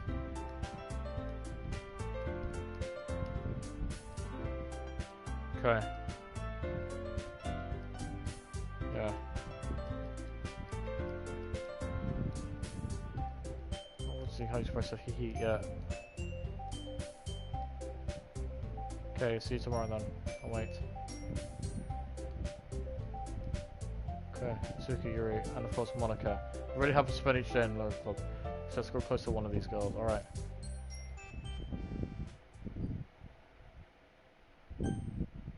What the? What do I do? Guys! I've unlocked a special poem. What do I do? What do I do? I've never played Bane, Don't Spoil. Guys, do I read this special poem? Do I read it?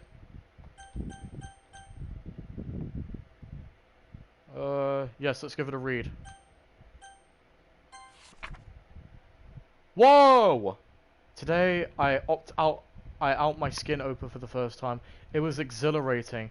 I understand how self-harm feels now. I was supposed to be a responsible one, though I don't think I'll be doing it again unless I decide to kill myself into the cage. What the hell is that? Don't say. Dude. She's gone. Sayori's gone. But anyways... And disappointingly, that's all the time I have for today, everybody. It's been over 3 hours. I need to go. But don't worry, everybody. I will definitely live stream more Doki Doki Literature Club. I'm having so much fun. But I'll see you guys in the next stream. Thank you so much for being so supportive of this game. And I promise you all, I will play this game and try to get everything I can possibly get. Alright, see you all.